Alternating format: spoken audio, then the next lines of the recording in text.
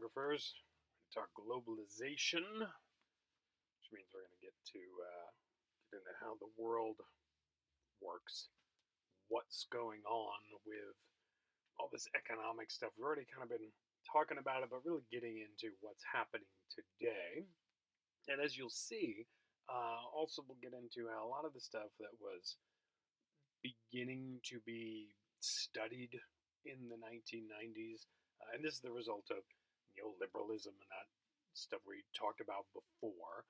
But it was also, not only was the whole neoliberal project to get this moving forward, but then, academics started to study this in the 90s and the early 2000s, and everything was starting to work and make sense, whether you were pro-globalization or against it.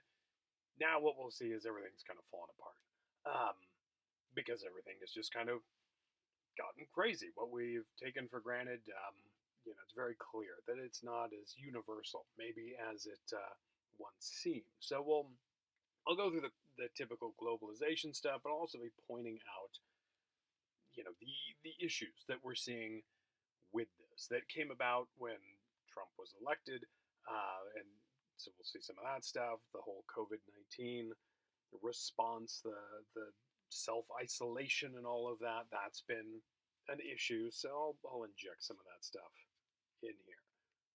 Now, in terms of what globalization is, well, that's fuzzy, and the best definition out there that's broad enough to work, I think, is this one here that I found they were quoting somebody else, and I don't even know where the original one was. So it's a mess, but still it works. This will be a good way to kind of focus our attention here.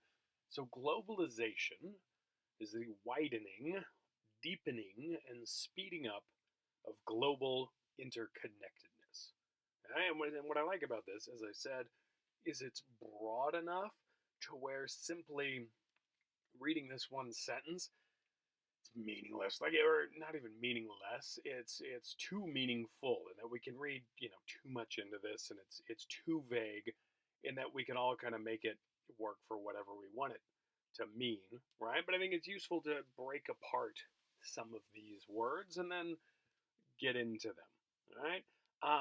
So this is one thing to kind of focus on the vagueness, is that what this doesn't get into is the fact that globalization is completely economic. Okay? This interconnectedness is all about supply chains. We'll talk about what those are. But mainly we're looking at how these different business relationships, whether it's different companies contracting, working together, outsourcing, that kind of stuff, whether it's workers taking advantage of this, doesn't really matter. The key thing is globalization. When we're talking about that, we're talking economics. And I like so much of what we've been getting into in this second half. It's all connected to the economy. And as college students, many of you starting off with your college career, what you're doing here is, we've talked about this, but it's the whole idea: go to college so you can get a job, right? And that's awful. Don't think of it in terms of job. Think in terms of career. What meaningful stuff do you want to do with your life? All right, you can get a job anywhere. In fact, quite often, if you simply want a job, sometimes not going to college is a better route for that. But if you're really serious about thinking about a career and having something that is meaningful to you and hopefully meaningful to other human beings, it is important to understand how this global economy is set up and how it works and what that means for you, the college graduate, is what you will be if you, work through this stuff and you don't, drop out and move to a rice paddy or something in China, like I discussed before. So yeah, you get through there, get through college, you get that nice shiny degree, and then it's kind of, okay, now what? All right, that's what we're trying to figure out. So that will also help guide my discussion of globalization and what it is and what it isn't, and all of that. And I want you guys to be thinking about, what does this mean for me? Now, as I said, we're going to break apart some of these, somewhat vague things things. And so I'll talk about speed first, the speeding up of this interconnectedness. One useful way to start thinking about this is what's known as time-space compression, and it's a David Harvey thing. I think I talked about Harvey with you guys before. I probably have. Big fancy geographer. Came up with a lot of stuff. We'll see some of the good stuff about this, the critique about it here. But this idea comes from probably his best known, best received book back from 1990. The Condition of Post-Modernity, and it's a big, thick, challenging thing to get through. But there are these little nuggets that are worth pulling out for even those who aren't interested in globalization and Marxist geographies and all that stuff. So with this time-space compression idea, it's the idea that as we, reduce or compress, right, we shrink the amount of time it takes to get from point A to point B, we therefore shrink space, right? The space between A and B. Right? And the way to think about it, this image I think is quite useful.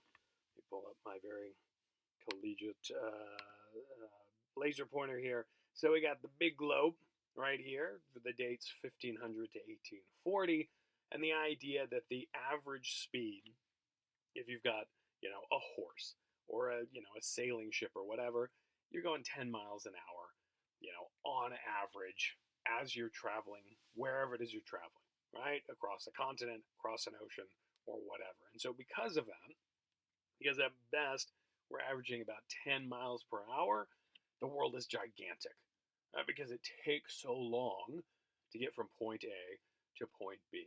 And that's, we can kind of recreate that too.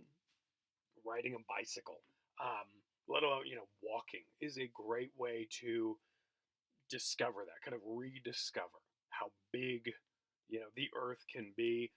Picture, just go like, I've mentioned this before, the idea of Palmdale and Lancaster here in the Antelope Valley, they seem like the same place, right? It's effectively the same sprawling city.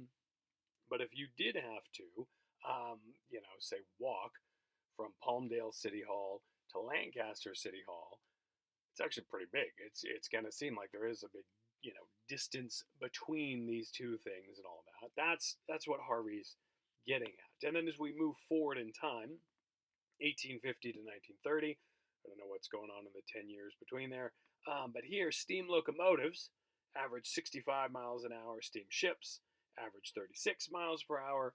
The world shrinks, right? So the amount of time it takes, let's say, to get from, London to New York, the amount of time it takes to get from one city to the other, that shrinks. Therefore, the space itself shrinks, right? It is compressed. And we continue on the 50s, propeller aircraft, 300 to 400 miles per hour.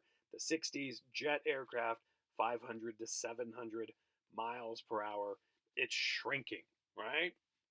And right now, we're at a moment where we could argue it's even, we've gotten rid of it, right? We've totally annihilated space because I'm here at my home, my secret COVID bunker, talking into my computer.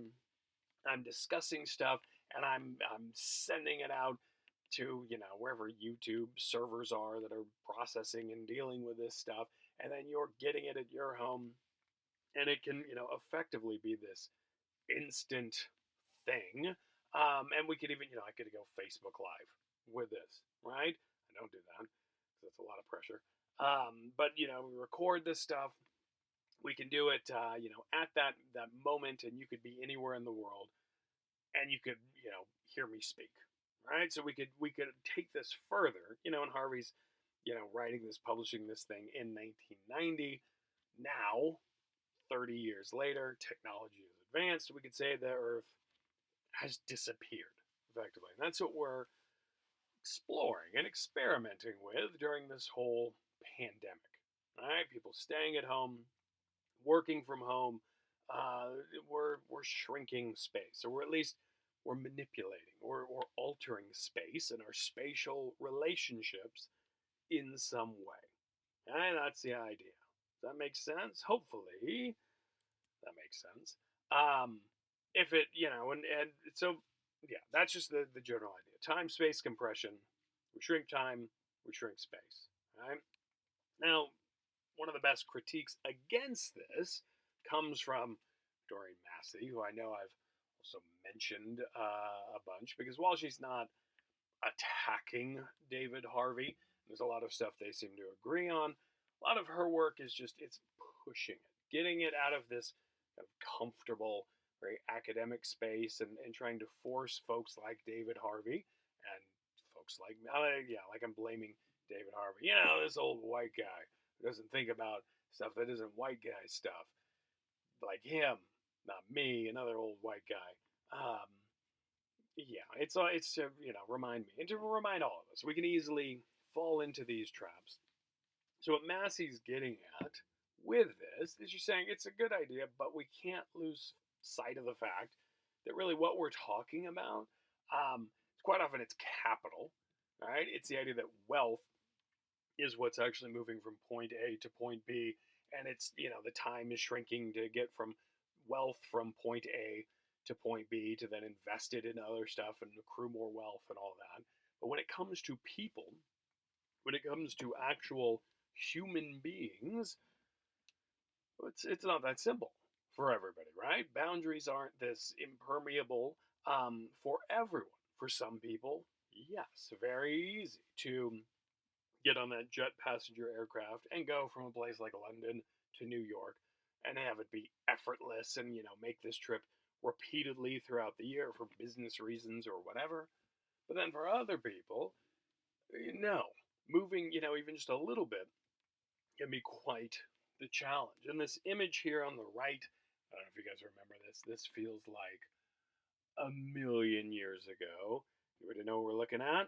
It was this scary migrant caravan. Ooh, you guys remember that? And it was in 2018, like in October is when I think it started, right before the 2018 election. But it was used in the election to freak people out that we have all of these people from Central America that are migrating up to the Mexican-U.S. border so they can come in here and I don't know, murder everybody. Whatever Latin immigrants do. And that was the thing. That was the big concern, and it became a whole deal. But it was quite clear what this was showing is that this whole idea of time space compression, it only works for some people, right? These people who were trying to go from point A to point B, it was very slow going. It involved walking or riding on the back of a truck or whatever. It was a slow process. And so that clearly, like that alone, goes to show how this doesn't work for everybody. Also, it's one of those things, like, honestly, I have no idea what happened to these poor people. When they moved out, they were supposed to kill us all, I think, and like steal our jobs and all that. I haven't had my job taken yet. Yeah, it's again one of those things where this shows up in the news and we don't actually ask the questions that we should or think about it in the ways that we should. We freak out about scary brown people. That's how we roll. And so Massey, is also she's again writing in the past, but this stuff is actually I think a lot of this is actually relevant now. It's going to become more relevant and more useful because globalization is kind of starting to crumble. We're starting to see some of the issues. So while some of this might seem like, a dated discussion, it's actually, I think it's time to bring a lot of this back, maybe update it here and there. But a lot of these things that we never quite settled on or figured out the answers to, it's time to, rehash it. Time to think about it. But she's getting just this quote from Massey. Survey after survey has shown how women's mobility, for instance, is restricted in 1,000 different ways, from physical violence to being ogled at or made to feel quite simply out of place, not by capital, but by men. And so what she's also getting at here is that, Harvey is focused on, and that's who he is. He's this economic geographer, big fan of Marx and using Marx's works to understand capitalism. And he's a brilliant guy. But what she's saying is, look, it's not always just about capital.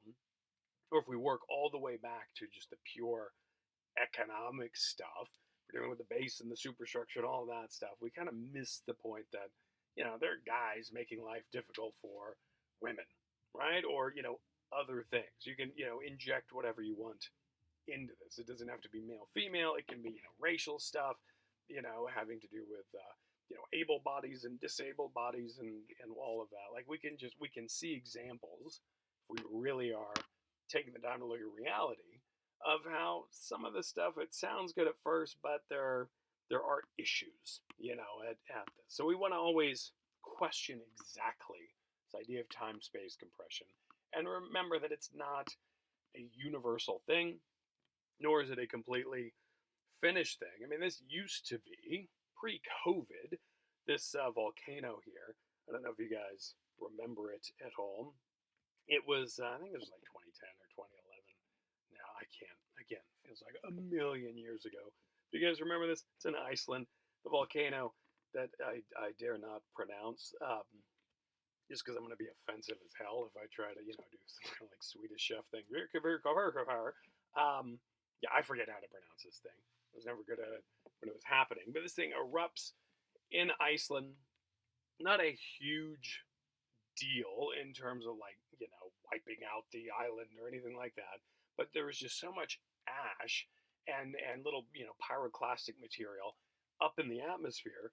There's a concern that as you fly a plane, from one end of the Atlantic to the other, so again, going from like London to New York, this stuff, if it gets into aircraft, into their engines, it can shut it down. And this has happened in the past. It's an issue like when people have flown helicopters over like Hawaiian volcanoes to just, take pictures and stuff like that. It can happen. There was a thing I was watching about a helicopter crashing into a volcano, and I can't remember how many people survived or whatever, but it was all because of this stuff in the atmosphere and clogging up the engines and all that. So we shut down Atlantic air travel it was only like a week or something like that, but it freaked everybody out, and it was a real shock to the system, and kind of a reminder of how nature can screw stuff up, right? How it can decide, yeah, you think you've conquered space by, conquering time and mobility and all that. No, I'm gonna remind you that I'm in charge. Right? That's kind of the idea. But now we're at this moment where we could say, nature's once again reminding us not to get too comfortable, but we do this stuff, right? And by we, that's an important thing. Not everybody can do this stuff.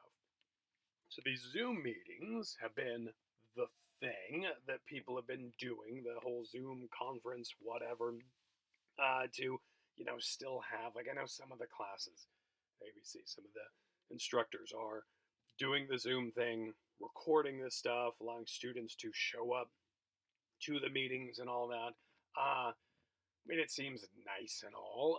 I'm not doing it, as you guys know, and I'm not doing it precisely because not everybody has that ability, right? And again, it's this idea like, yeah, we could say we've annihilated space. We don't even need a campus anymore because we can all be at home and have our computers and do our Zooming and all that. That's a luxury, right? That's quite the luxury to be able to do that. I know myself, I mean, I've got the resources, I have the equipment and the space and all that.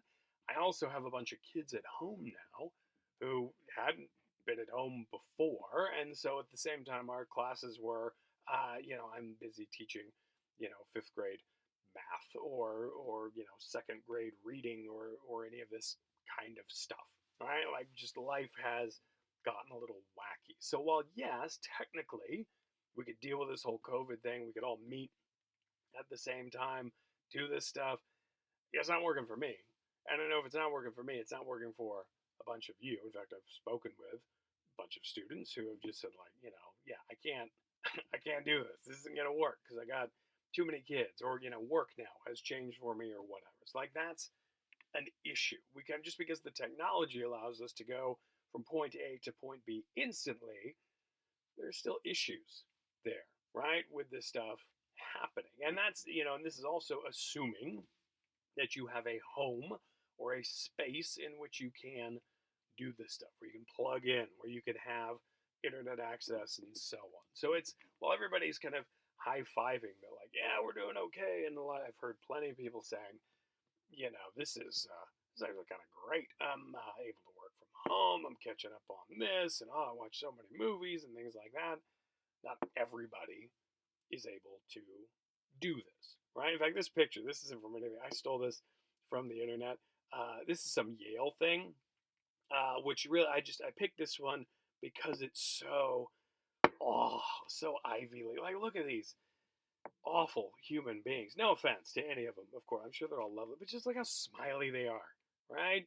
These well-to-do Ivy League students, they're gonna be okay, right? They've been able to conquer space and time, and they're doing this and having a great time. I do like the one up here. She looks like she's in the witness protection program. I kind of like that vibe going on. Wonder what's going on there. But everybody else, they're all just smiling and vanilla. No, that's not reality for a lot of people. This right here. So again, I think it's just a good reminder that, like in this pandemic, it's showing us that, all along we've had issues where not everybody is able to conquer space and time. Just because the technology's out there, it's not accessible to everyone for whatever reason, whether that's an economic issue, or it has to do with other, cultural issues and things like that. It's never been the case where it's been universal. But I think this is, because of this digital divide seems a little more immediate. That's reminding a lot of people not to get too comfortable with this, so that we have to, if we want to get to this point where we can conquer time and space and we'll be okay for the next pandemic, or, I've heard all sorts of stuff about, doctors saying like, yeah, we'll hopefully be okay like midsummer, but then come October and November, this is going to ramp up again and we're going to have to do it. It's going to be like a 2-year process. Heard different stuff like that. We need to, if that is the case, we need to start thinking about how do we bring everybody with us to this new reality, right? How does everybody benefit from this technology? So that's there. That's another discussion to be had at another time. Now let's continue breaking down globalization. So we were talking about the speed of this interconnectedness, but the widening and deepening, which, again, very broad. But this means that really what borders, national borders, those things that I spent, all this time talking about previously, what we're arguing with globalization is like, hey, that's cute and all. That's a very Cold War, 20th century kind of idea. This is the 21st century, baby. What borders, right? Like, cool, it's great to be proud to be an American or whatever, but like, we're global citizens. We're all connected, our interconnectedness, it's widened and deepened and all that. And a lot of people saying, look, it was inevitable.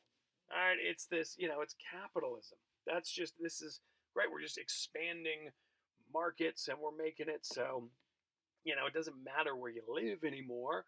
You can, we have access to so much stuff. That's the idea, or at least that was the idea from like the late 90s to the, early 2000s. Then we had this thing happen, the 2016 election, that is still just, a moment in time we're still dealing with and still trying to figure out what happened. And it doesn't matter if you were team Donald or team Hillary or team, I don't like either of them, or whatever. Everybody's still trying to figure out, like, how the heck did this work? And what does this mean? And does it, is it a challenge to any of our assumptions that we might have and all of that?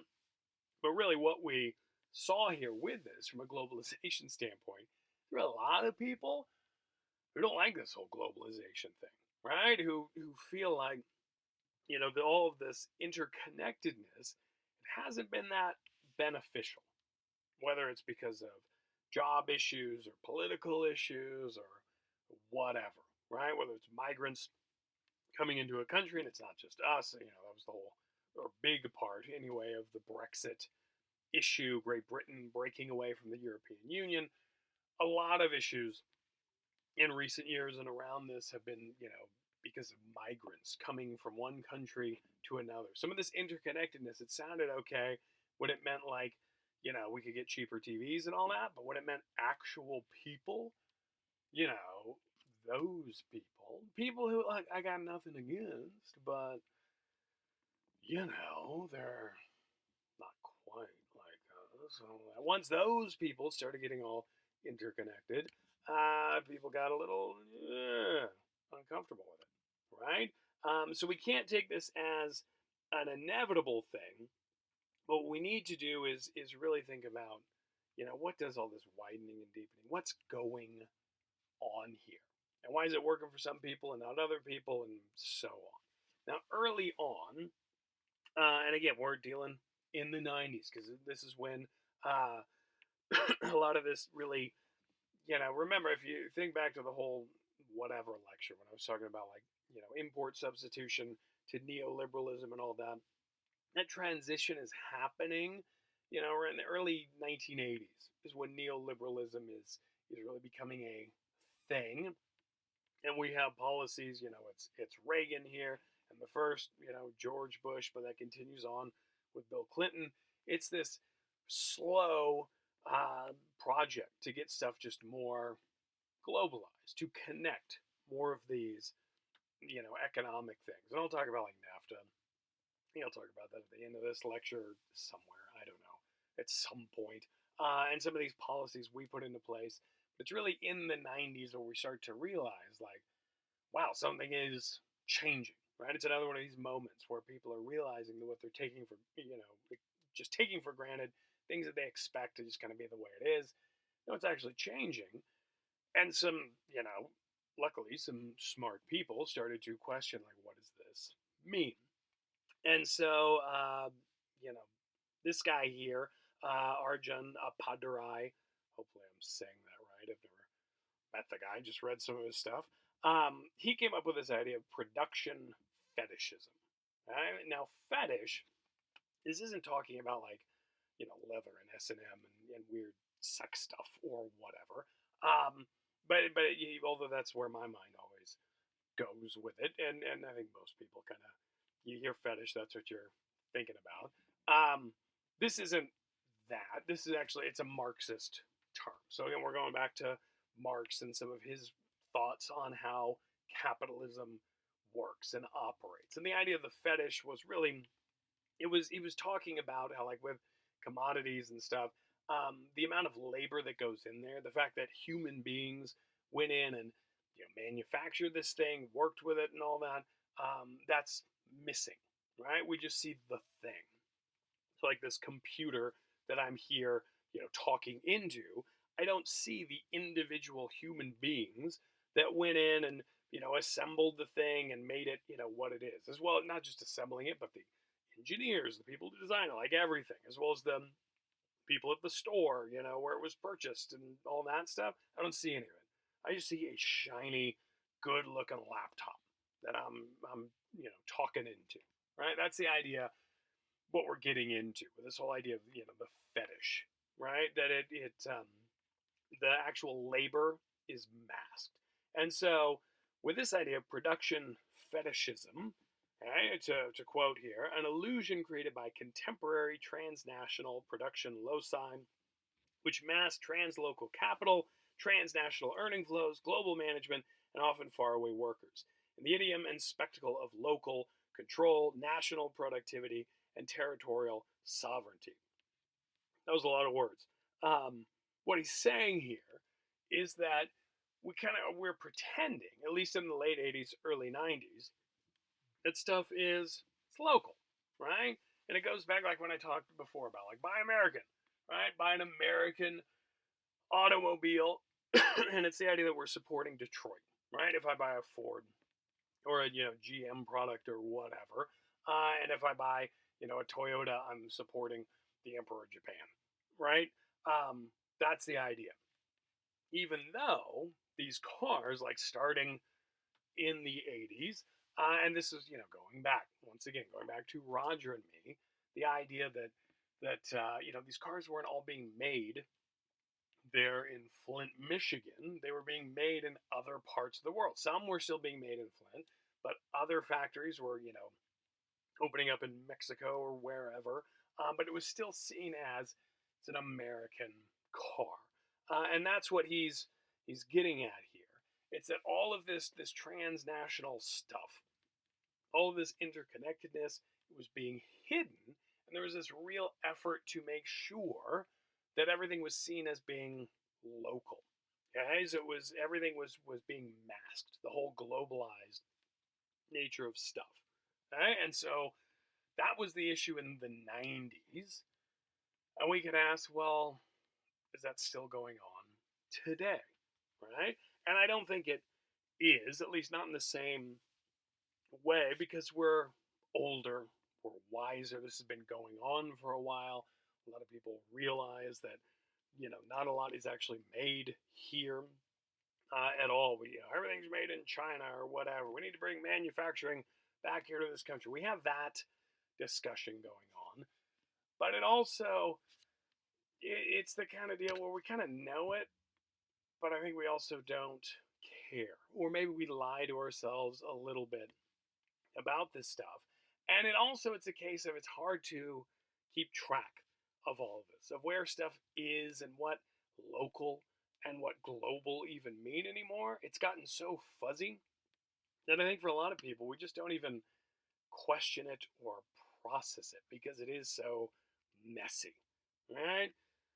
Starbucks is a great example of like what 21st century globalization and the idea of local and global and all that stuff, what it is, right? If we were in class, we'd be taking time, we'd be deconstructing this image, discussing what's going on. But the idea is, with a place like Starbucks, when you go into them, they can be unique. You go to one Starbucks on this side of town and the other one on the other side of town or whatever. They can look different. You can feel like you're clearly in, a different Starbucks. But what are they all supposed to feel like, right? When you go in here, is it supposed to feel like Lancaster or Palmdale or whatever? Of course not. Right? It's supposed to feel like Seattle, like the Pacific Northwest. It's got this decor. It's very dark and cozy, which totally works if you're, in Seattle. If you're in a place where it rains, 360 days out of the year, and it just kind of has that, I need the warm coffee to deal with the cold rain and the fog and all of that stuff. It works. Here in the Mojave Desert, it's kind of silly, but we still go with it because we want to capture some of that the distance, right? Not to say that Seattle isn't it's not global for people here in California, in the greater Los Angeles area, right? And like this one here, I think this picture is from Burbank. I can't remember. I don't even know if I took this one or stole. I probably stole it off the internet because usually I don't like to take pictures of places like this with people. But I think this is a Southern California one that we're looking at, and if not, it might as well be, right? So the Seattle thing still kind of has this local thing because it's supposed to feel like it's my local coffee shop. It's playing on that, but then it's also playing up the idea of the global. They're not trying to hide the fact that coffee beans come from other parts of the world, so they'll play up the idea this comes from Kenya, this is from Sumatra, Colombia, wherever, right? So they're also playing up the global, but then it's a case of like, well, I could think like, well, you know what? I mean, workers around the globe, they're not doing well. I've heard about this, like, sweatshops and plantations and stuff like that. So I see this stuff and I might feel guilty about it. That's one of the reasons why we had this production fetishism, was not only to make it look like Americans are working, but not to remind people that in purchasing this thing, you're supporting these sweatshops in some developing nation, right? So if they're playing up the global, they can't hide that. But then they have this whole idea of like fair trade coffee, right? Where if you spend an extra nickel on a cup of coffee, it's the fair trade stuff, not free trade, but fair trade, meaning that the extra nickel is going to some, you know, coffee farmer in Ecuador or whatever, and it's going to make him actually have a good life because you're paying that fair rate. Okay, and so again, it's not masking the global flows, but it does affect it's masking global economics, right? And how honestly, the fair trade stuff, it's been going for a while. It's been going for years now. We haven't seen it bring these countries out of poverty or whatever. So what it's doing is they're playing up the global. They're even acknowledging some global inconsistencies, but they throw something on top of it to make us feel like it's okay. It can assuage my guilt as that white guy buying coffee from some brown person in some other part of the world and going, hey, I'm spending an extra nickel. You're welcome. Kenyan man who's out there, roasting coffee beans or I guess picking them. Or I don't know how it works. But really, all of this stuff, it's like it's got so many layers that we're not at that point anymore where we're hiding globalization.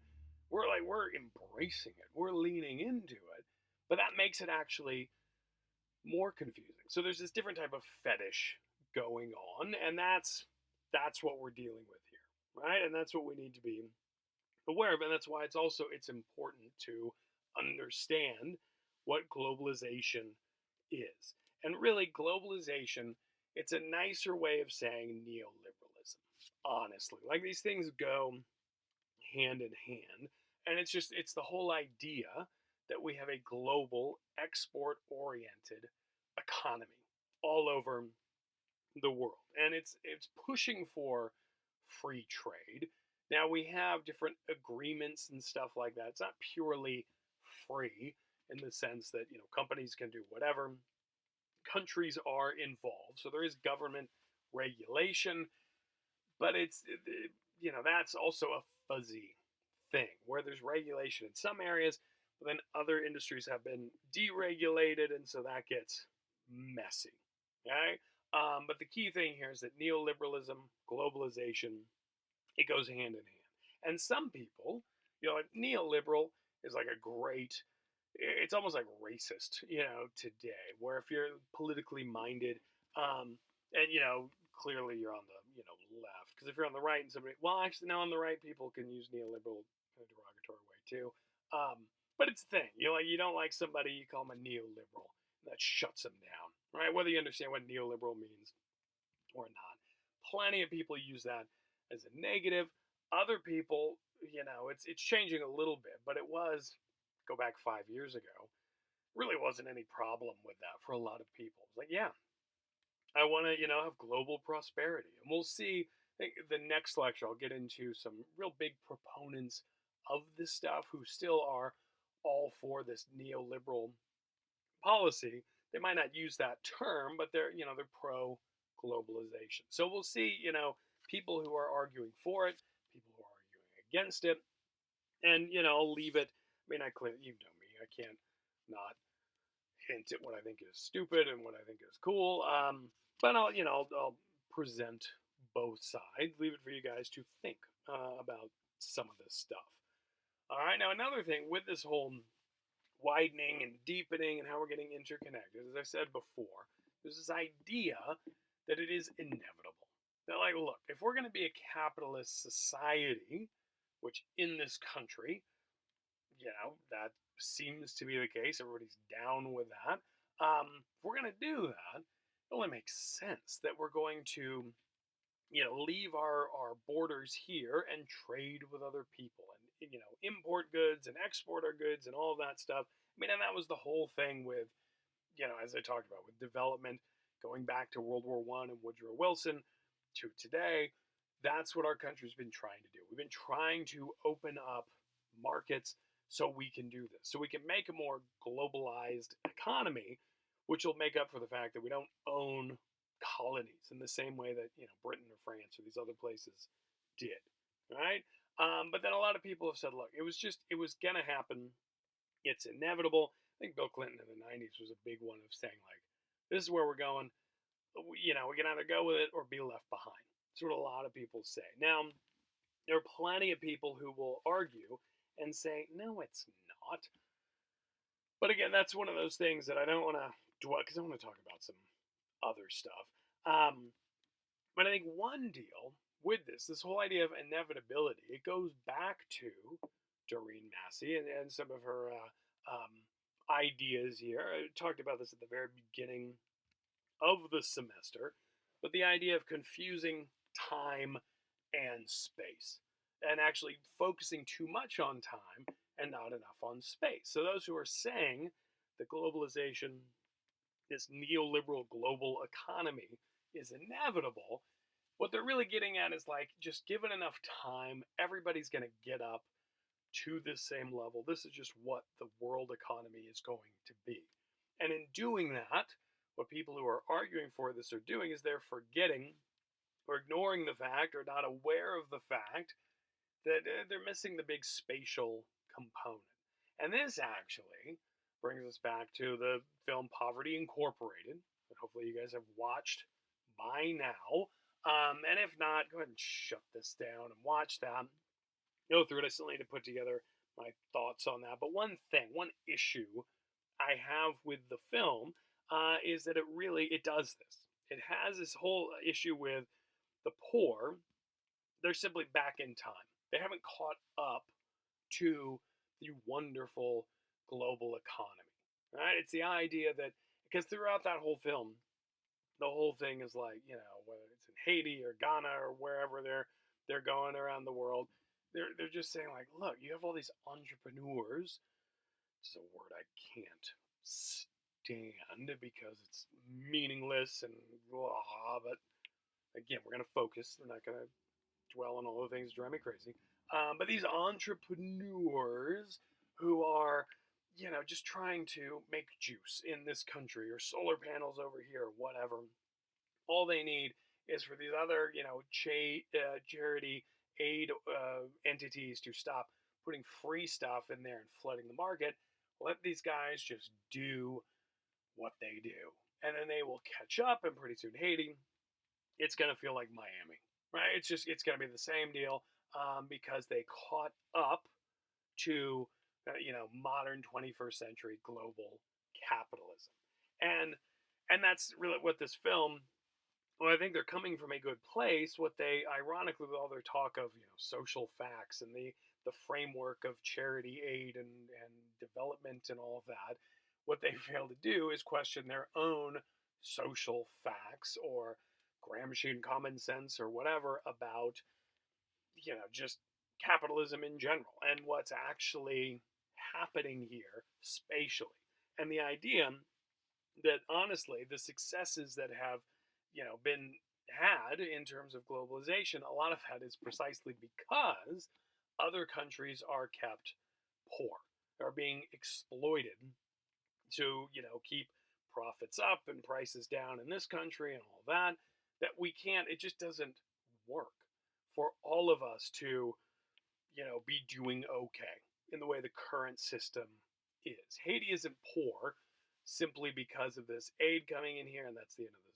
the story. No, there have been some deliberate things, some deliberate policies, and even Bill Clinton in that documentary is admitting, they're like, look, we had these ideas, we were wrong. He's not as honest and open about all that stuff as he could be, but it's a start with that. But yeah, Haiti is Haiti because unfortunately for them, they've been really close to the U.S. Because they had a slave revolt against the French a long, long time ago. That was an issue that set them back because of the punishment that came from that. The U.S. trying to control the Caribbean, that's been an issue. There have been these spatial issues that no matter how much entrepreneurial spirit is there in Haiti, it's not going to fix itself with enough time going on, right? Allowing people to get caught up. There are these other spatial things at work. So that's just something to think about whenever somebody says this is the inevitable path of capitalism. Not really, not in a global sense. Not everybody is going to be like the U.S. by default, and that's a spatial thing, and I'll continue to expand on that, throughout this lecture and the next. Now, another thing, as we're continuing here, I want to just stress that globalization is not the same thing as McDonaldization, however you properly say that. And that's something, and even that term, McDonaldization, that specific term, I forget who actually, some guy wrote a book, and it was a great, it's another one of those cases of having a great word, where nobody's even, read the book, but they use that thinking they know what it means. And he was getting into like the whole assembly line process of how McDonald's made their burgers and how that was infecting other, you know, just chain stores and stuff like that. I think that's what his whole argument was. I just skimmed it. I'm not going to try to make it look like I read this thing. But what people have done is they tend to say, "Oh man, globalization," like this cartoon in the upper right here, this slide, the problems of globalization, and guy goes to Paris and gets a hat at Nike Town, and there's a Disney store in London, and the Gap, what at Rome, and all that. It's the idea that globalization means that all these crappy chain stores that we have here in this country, they're now everywhere, right? And it's the idea of like, oh, why would you go to Paris and go to Nike Town, right? But really, all this is it's a it's really saying it's an issue of these tourists themselves. That's what they wanted to do. The French people might be totally happy with being able to have Nike stuff. Maybe not. I don't know. But that's not what this is all about. We can have globalization without a single American store, retail entity existing in another country. It has very little to do with that. Okay, so it's the idea that it's not simply making everything homogenous. It's not making our choices more limited. Honestly, we've had limited choices quite a bit, and even if we feel like we don't, we kind of do. I mean, like that. That's a distraction, right? Another mask, another fetish thing where we're, how many, different brands of toothpaste can we buy in a store and not buy or whatever?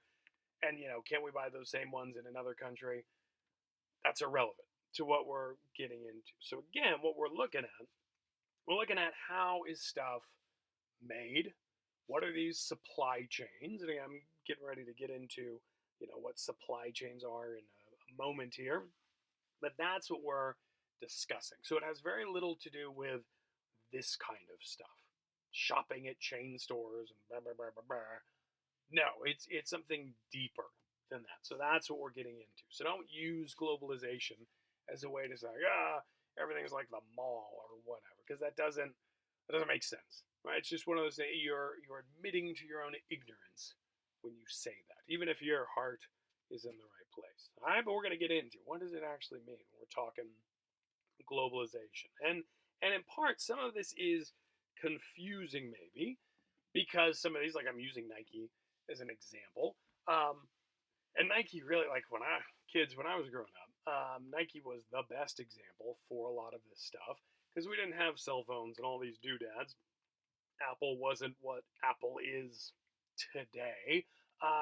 So really, like Nike was always the one that was used to be, relevant to us college students in the 90s and early 2000s, and now it's phones. Makes more sense to people, and I'll give examples of that. But Nike has always been a good example of what globalization is. Again, not because a Nike Town store opens up in another country, but because of the way in which the company is structured. Okay, and so Nike, like so many others, most of the massive ones we have existing today, it's a transnational corporation, meaning that it's a very complex system of multiple companies actually working together. All right, and it's the idea that so Nike itself is the actual corporation. They're headquartered, but they're outside of Portland, right? So they're headquartered in Oregon, where I think it's in Beaverton or something. I don't know.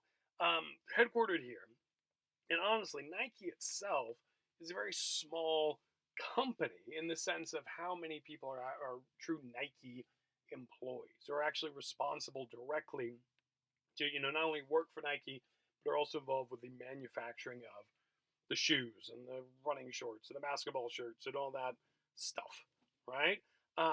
So they're, headquartered in Oregon. You have the, whatever board of directors and the engineers and the designers and all these people. But that's it. Nike doesn't actually make anything. They design stuff, right? Then they contract with groups, and this gets into outsourcing and offshoring, and I'll be talking about that. But they contract with separate companies in another country or multiple countries quite often. So the design for whatever, the jacket or the shoes or whatever, it goes to the actual, factory itself that's going to make the shoes, actually turn the shoes into reality. And then those will leave that place and they'll go to another place. And so it can also be like the fabrics and stuff, right? There's like what Nike has the dry fit fabric. And so maybe that actual fabric is manufactured in one country by a company that isn't Nike at all. They just contract with Nike. And then that actual proprietary dry fit material goes from that factory to another factory. And that gets turned into, a shirt you wear to the gym or whatever, right? And then that goes from that factory, which again is contracted, now to a store, whether it's an official Nike store or, whatever, some, store in the mall or whatever. All right, that's what's going on. So it's headquartered in one specific local location, but they're doing complex work all across the globe. That's what a transnational corporation is. And as I said, most of the companies that exist, this is what they do. This used to be a fascinating thing. And again, this was the 80s and 90s is when this really came into being. Now it's pretty standard because it has worked well. Right? And what this really is getting into, it goes back to that idea of means of production. Okay? This Marxist term that I talked about previously when I was talking about industrial geography stuff and all this economic stuff. Means of production, meaning the actual means, the stuff needed to produce things, to make things, to facilitate production, like whatever it might be, right? Again, it's capital. Think of it in terms of the wealth that is used to create other wealth, whether it's the actual money or it's it's the factories, it's the sewing machines, it's the welding, equipment, like whatever it needs to be, whoever owns that, right? And so these transnational corporations own it, just like, past corporations have. But we're also seeing that the means of production, they're shifting. And it's what David Harvey refers to as flexible accumulation. It's the idea that everything is getting sleeker and more efficient to increase profitability and growth and all of this stuff. And what we'll specifically look at here is the secondary industry, manufacturing, because that's where it's easiest to grasp. Next time, I'll get into some of the tertiary, quaternary stuff. We'll see how that works as well. But the main shift here, when we're dealing with globalization and these transnational corporations, is we see a shift from Fordism to Post-Fordism. Okay? Which isn't a very clever thing right here, but it's the idea that pre-globalization, pre-neoliberalism, companies operate under this Fordist model. After that, in neoliberalism, we shift to what we call post-Fordism. All right, and of course, it's named for Henry Ford. And people tend to think like, oh, because of the assembly line and all that. No, the assembly line, it's whatever as far as we're concerned here. We're really just looking at the global nature of manufacturing and how that operates. Okay, and Ford, like as it was, really became Ford as we think of it, once it became successful, it became a massive corporation. Okay, it was a huge corporation and was multinational in that they had manufacturing going on in other countries and all that. But the big thing was everything was owned by Ford. Okay, so they weren't contracting like some, manufacturing plant in Brazil or Mexico or wherever, that was just an independent entity and they had some business arrangement with it. No, you were a Ford employee in a place like Brazil, right? You were part of that, and Ford handled all the stuff, a lot of the um, tertiary industry, the service sector, the stuff like insurance, health plans, and pensions and things like that for its workers. That was all handled by Ford. So Ford was massive, and so many other mid 20th century corporations, massive, massive things, huge things, and it worked quite well. And in fact, you can see this. I don't know. I just watched Ford versus Ferrari. I don't know if you guys have seen it. Oh, so good. And I admit, it's geography porn. For a guy like me who likes to talk about this stuff. But I loved it. A, because you have race cars, just going real fast. Like that was exciting. And Christian Bale was fantastic. And the performance, like it was all that kind of good stuff. But it was a great blend of like the old way and the new way, the Fordist and post-Fordist models.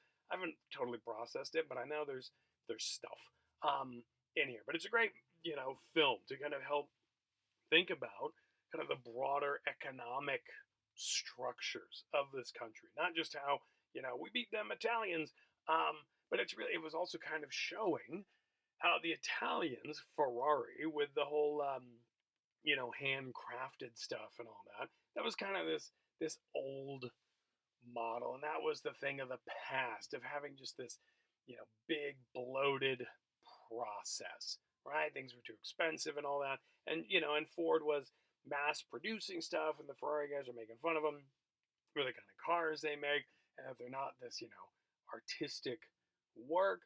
But it really, what you're getting at, like Matt Damon himself, he critiques the folder that passes to these different hands, and he's talking about how, big and bloated Ford is.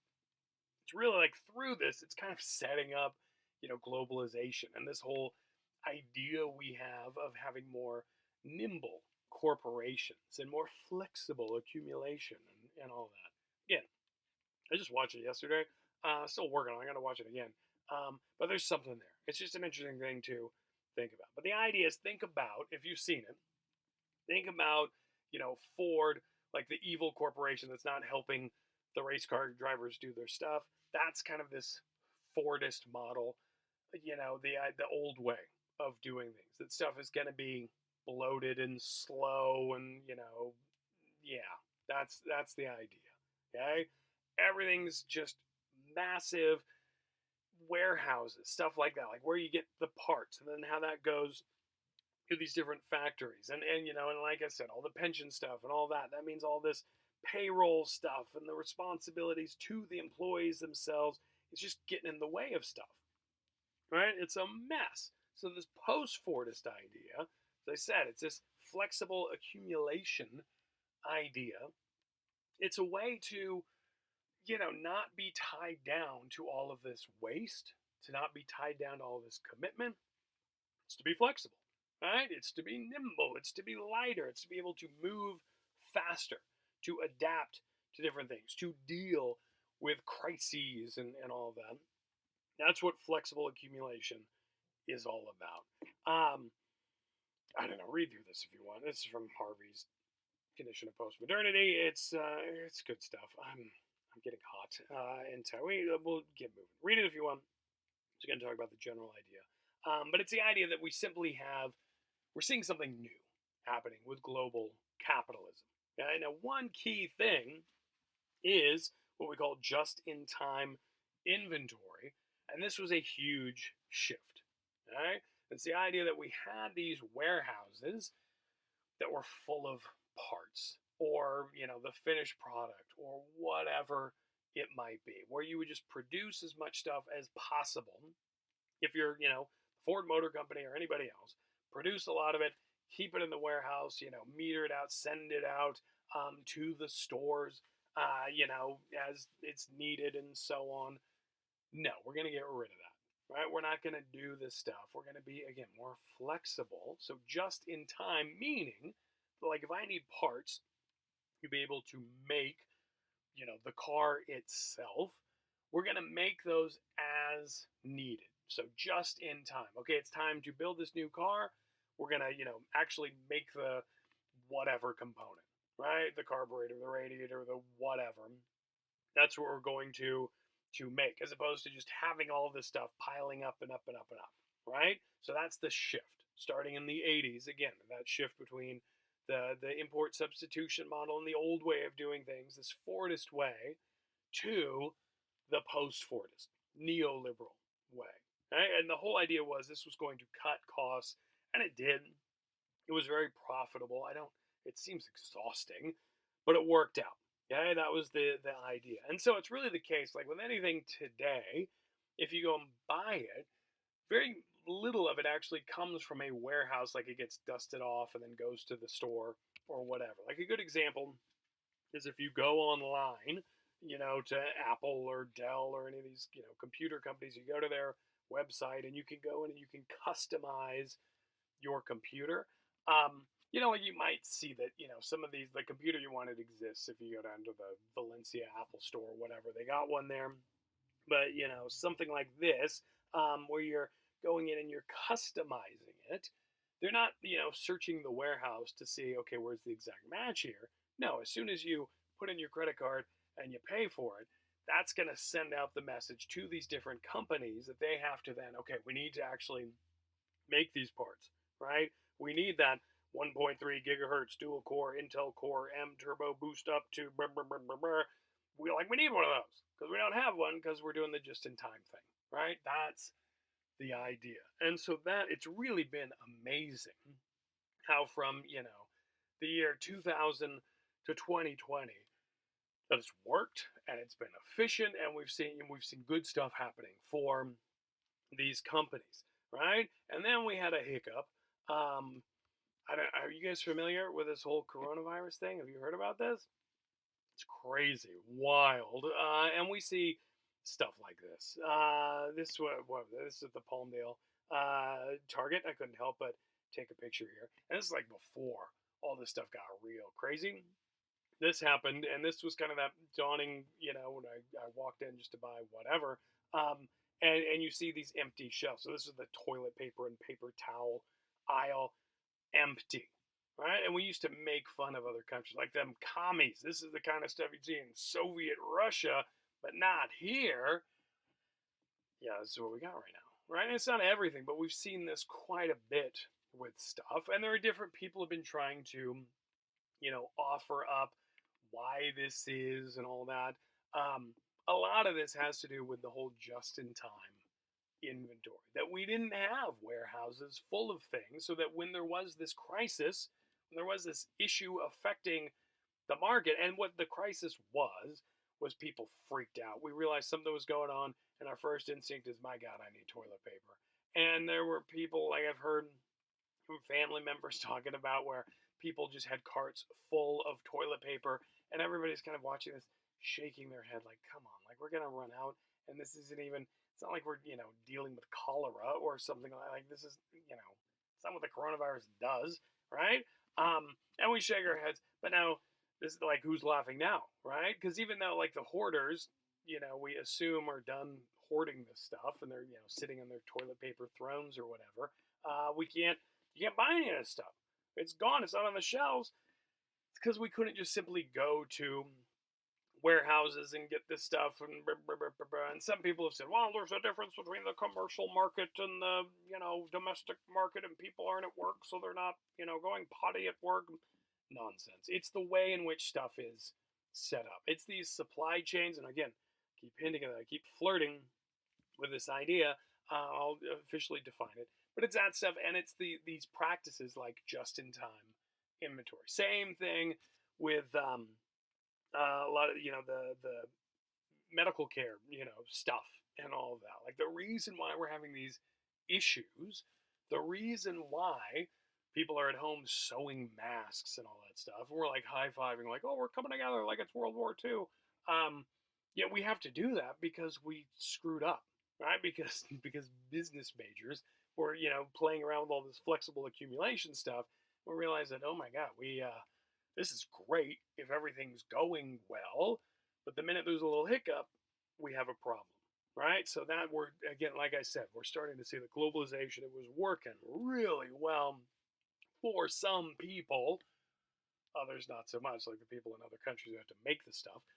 But still, life for the middle class in the United States, sweet, right? Going quite well because of it until we have these hiccups. And we've seen little ones here and there before. This is new in terms of the enormity of it and how it's really affecting everybody. But we'll see. We'll see what conversations are had as we move out of it. And now, again, going back to this whole idea of the post-Fordist model, we have the just-in-time inventory, but we also see a lot more outsourcing taking place. And outsourcing, it's important to realize, outsourcing is simply you have something you used to do in your business and you decide, I don't want to do this anymore, so I'm going to let another company do it, right? And it's like the best example of this, just in a local sense, as we're in Southern California. It's the idea of like lawn care, right? Landscaping and stuff like that, which is amazing. I'm from Northern California. I don't know what it's like these days because I haven't actually lived in Northern California for a while now. But up there, you mowed your own lawn and you did that stuff. Down here, it's you're like a freak if you're out there, actually pushing your lawnmower out in front, weeding, doing any of that stuff. So you contract with somebody, and they take care of your lawn for you. That's outsourcing. Okay, that's a job I don't want to do, and I've decided I can be more productive if I let somebody else do that. I'm going to pay them to do this, but it's going to save me time, and that's actually going to be better for me in the long run. Right? That's all outsourcing is. We tend to think that outsourcing means job that was in the U.S. goes somewhere else. That's actually offshoring. Okay, and I'll talk about that as well. But offshoring is where we take a job from one country, put it in another. Right? But outsourcing is simply that, contracting out some kind of work. Okay? And the outsourcing, so this is a way to make, these big corporations less big, was a way to just, okay, we're not going to actually make stuff, right? We'll design things, like that's the Apple model, the Nike model, and all that. Yeah, you have an Apple computer, or you're wearing Nike shoes, but Nike employees or Apple employees didn't actually make that thing. They outsourced the manufacturing to another company, or sometimes multiple companies, multiple factories building the same stuff. And that means that corporation doesn't have to worry about those other employees or whatever, right? So, like Nike, as I've said, doesn't actually make anything, but they contract with a lot of different factories, different companies in different countries. And so it's kept Nike itself small. It's been a very profitable thing. And of course, people have argued that, this actually, it's a great alibi because you can have your stuff made in sweatshop conditions, but you say, look, it's not me. It's not us here at Nike that are doing it. It's this other company. And now that we know that they're treating the workers unfairly, well, we're going to stop doing business with this company, right? We're going to instead contract with somebody else. And then they just hop over and they contract with somebody else doing the exact same stuff. That's the cynical read of this, that Nike knows exactly what's going on and everybody knows exactly what's going on, but we kind of shuffle stuff around, and that way the company over here, we can still like them, and we can blame the Chinese company that's letting these conditions happen or whatever. That's one way to read it. From the neoliberal business perspective, though, it's smart. It's a good way. Pay these workers less. You're not responsible for pensions, healthcare, workplace, like any of that stuff. It's what somebody else is worried about, right? Same way, if I contract with somebody to mow my lawn, I don't have to worry about the actual lawnmower itself, right? Or the leaf blower or any of that stuff. I don't have to worry about what this guy or the crew does in terms of healthcare or, any of that stuff. Look, you're going to offer me this service for this money. Cool. You figure it all out. I'm going to go on with my business, right? So it makes perfect logical sense from a business standpoint, but then ethically, morally, and all that, there's some questions, right? That's the idea. And again, going back now, we're finally going to get into it. This is all connected to the idea of a supply chain. Okay, and so a supply chain is where we go from the beginnings, the raw materials themselves, to those raw materials being extracted, processed if need be, turned into something else, and it's like the raw material extraction. In the case if we stick with like Nike, it's extracting petroleum, oil, and stuff like that from the ground to turn that into the different synthetic things that go into the shoes or whatever. So it gets made into whatever thing goes into the shoe, and then those processed raw materials can go to be turned into an actual shoe itself, and then it gets distributed to the stores, and then people buy them, and blah, blah, blah, blah, blah. And this is a very simple image right here, way more complex than this because of multiple raw material suppliers in multiple countries and different manufacturing companies in other countries, like we saw with this previous slide, the 900 factories. So you're not seeing this here, but that's the general idea. So when we're talking about supply chain, what we're getting into is how this stuff goes from raw materials to the finished product. Right? And it doesn't simply have to be secondary industry manufacturing stuff. There are other things that work here too. Other stuff we'll get into next time. All right, but that's the idea. And so we're seeing this again. This all has worked out great, and we'll see like Thomas Friedman, his work next time. Big proponent of globalization and how great all of this is, and how great supply chains are. We'll get into some of his ideas on that. But what we're seeing today is stuff like this. So these are some New York City nurses who, for their PPE, personal protective equipment stuff, they don't have the gowns anymore, the stuff to put on.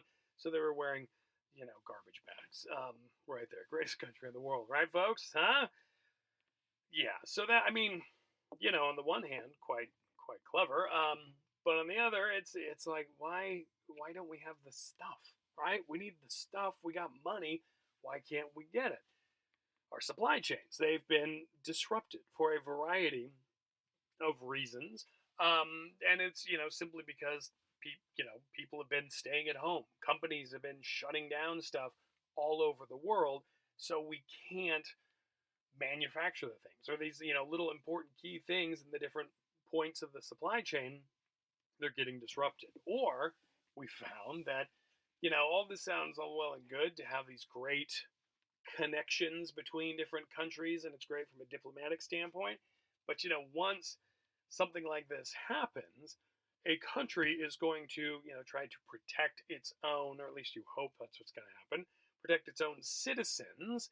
And maybe, they repurpose the manufacturing stuff. Like we've talked about this all the time with what the Defense Production Act, and like Trump needs to demand that our different companies stop making whatever cars and this and that, and they need to make ventilators, and that sounds great. And we talk about, my God, we beat the Nazis by doing it. Like, it's great, but the point is, we don't live in that world anymore, right? We don't have the manufacturing capabilities anymore because we thought it would be really efficient and a really great way to drive up profits by getting rid of that stuff and letting people in other countries make the stuff, and then have these connected global supply chains, right? So even if we really wanted to go in and demand people make stuff, we can't really do that because turns out borders do matter, and we pushed a lot of this good stuff into these other borders where we don't have much say over this, right? So that's why we're seeing a lot of these issues. And again, there's like the hoarding idea, and there have been stories of this. It's not the nurses who are hoarding it. My wife loves that, being a nurse. worse. Here's the president saying that it's probably the nurses who are hoarding this stuff and selling it and all that. No. Another thing too with this, like one of the issues is, and what I don't know if people realize or not, is the amount of waste that happens in hospitals, all to keep stuff healthy and free of contamination, all that. That you don't wear, you know, this mask and this gown and the gloves and all that throughout the day. You wear it into that room with that contagious patient, you do the stuff, and then as you leave, you throw all of that stuff away, right? You get rid of it because it's contaminated. And then if you have to go back in, you put on a new set of all this stuff, right? That's the idea. So it's horrible in terms of an environmental, waste standpoint and the money that's going into that. But when it comes to just disease prevention and dealing with germs and so on, that's what needs to be done. It's also why, if you're wearing the latex gloves to go to the grocery store or whatever, that's great, but really you need to have like 20 pairs of them as you go, put on new gloves, grab the loaf of bread, put it in your cart, then properly take off those gloves, dispose of them, keep going. Then you go to the carton of eggs and you put on the new gloves and you get those right. Like that's the thing. So that's one reason why this has been an issue, is that we go through a lot of this, but also we don't make it. We don't make it here. It's all made elsewhere because that's what we wanted to do, because it was a good way to be more profitable, to drive prices down on the goods themselves, also drive corporate earnings up and so on. It's we're starting to see some of the issues there. This was another thing I saw, and I'm fascinated by this. I want to dig more into this because I didn't realize that this was even a thing. The Pentagon urges Mexico to reopen COVID-closed factories that supply U.S. weapon makers. And I don't know exactly what is being made here, but it says, like at the bottom here, many U.S. defense firms, particularly aircraft manufacturers, rely on Mexican suppliers. And I think it's the idea. It's not the full plane itself. It's not like the full F-16 or whatever number we use these days is being made there, but like components, right? Again, it's part of the supply chain. But if that supply chain gets disrupted, well, then we're out of luck, right? And so the Pentagon is urging Mexico, but we're starting to see that we're not really that interconnected in a way like where borders don't matter. We're interconnected to the point where actually borders matter quite a bit. And we need to have good diplomatic relations with these other countries to ensure this stuff keeps moving forward. All right, so this is the idea of globalization. And honestly, this is what we need to be focused on and thinking about and questioning as we come out of the whole COVID pandemic and move forward with the new reality. One question should be, do we want to still live like this? Right? And we'll see, more reasons why this can be good and not good and so on. But, I'm not here to preach, yay, globalization or boo, globalization or whatnot. I just want you guys thinking about what it is, how's it actually working, and what does that mean for you, right? Where do you want to fit in to this, right? If just as an American citizen, also as a working American citizen, like where are you going to fit into all these things? And we'll talk more about the personal connections next time, but that's the general idea here. Okay. Also, another thing to be aware of is that we say globalization, and it conjures up these images of global, and that everybody's involved. But we have these different trade agreements, and what's funny is the names of a free trade agreement. It's not really free trade anymore, right? It's not the idea that it's companies doing what companies do. No, it's government. What it should really be called is the, regulated, carefully crafted governmental trade agreement. But nobody likes that. Free trade sounds way better, right? And that's exactly what NAFTA was. And I'll get into, we're phasing out NAFTA and replacing it, and it's kind of confusing at this point in time, but I'll get into what that is. But NAFTA is a thing that really is an important component to life in this country. And it shows what globalization is and isn't and all that. And it stands for the North American Free Trade Agreement, meaning Mexico, the U.S., and Canada, right? Our big North American countries. And this happened, it was actually under the first George Bush. It was developed, but Clinton was the one who actually signed it into policy. So it's enacted in January of 94. And so this was an agreement to continue to, export and import stuff across the borders from Mexico to the US to Canada. And keep in mind, this is after, again, like this is why I always show Roger and Me, even though it's an old movie. It's really still very important to understand the economics of North America. But this, that was in the 80s when this stuff starts getting shut down. Plants are getting placed in, Mexico and leaving a place like Flint, Michigan. That was already happening, but this really made it. It's really helped facilitate it, right? And this is clearly, it's the idea that was working well to do this, outsourcing of manufacturing in other countries. That was beneficial, but let's actually make sure that we have some rules in place to encourage more of this sending these manufacturing jobs to other places, right? That's really what it is. And it was, and it's stuff like, say, eliminate barriers to trade, fair competition. A lot of this stuff sounds good. It's also like the trade representative claiming that it has unlocked opportunity for millions of Americans by supporting made in America jobs and exports. And it's this is where it gets kind of weird. And I remember hearing, back in the 90s, as I'm starting to learn about this stuff and going through college myself to try to, figure out what my career is going to be and all that. And there's all these statistics of like, for every job that's sent overseas, 2 or 3 more jobs are made here, which is kind of really, how does that, even more? It's sometimes it's creative manipulation of stuff. What they don't get into is what these jobs aren't equal necessarily, right? Job A goes overseas and we get job B and C in its place, but B and C aren't equal to A. That's to put it into a math formula.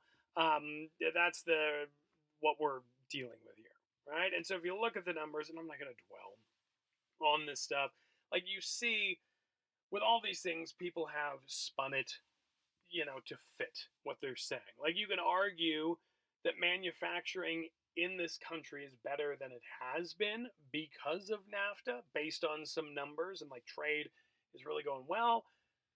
But if you look at it from a different, time frame, you can also say like, God, manufacturing just tanked here, right? So you can argue that NAFTA is the greatest thing for jobs in our economy ever, and you can also say, using the same data, really, just different scales, you can say it's the worst thing to happen to our economy ever, right? So that kind of adds to the confusion.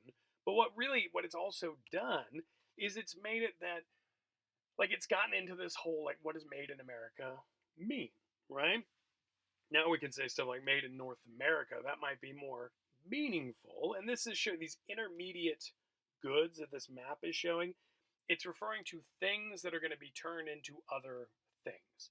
So like car parts themselves, right, that are manufactured, but then will go into the greater automobile, right? That's a way to think of it. And, we're talking automotive stuff because that's a big part of NAFTA. It's also a big part of just the American economy, even if it's not what it, was from 50 years ago or whatever, but that's still a good way to think about this stuff. And what this map is showing is that we have a lot of states that are dependent on NAFTA, on this trade agreement, to make sure that jobs keep happening. But then what it also doesn't get into is that, the entire automobile might have been made, say, here in Michigan, right, 50 years ago, and it's definitely not doing that today, right? You're making components that might get assembled here, they might get assembled down in Mexico or wherever. So jobs are there.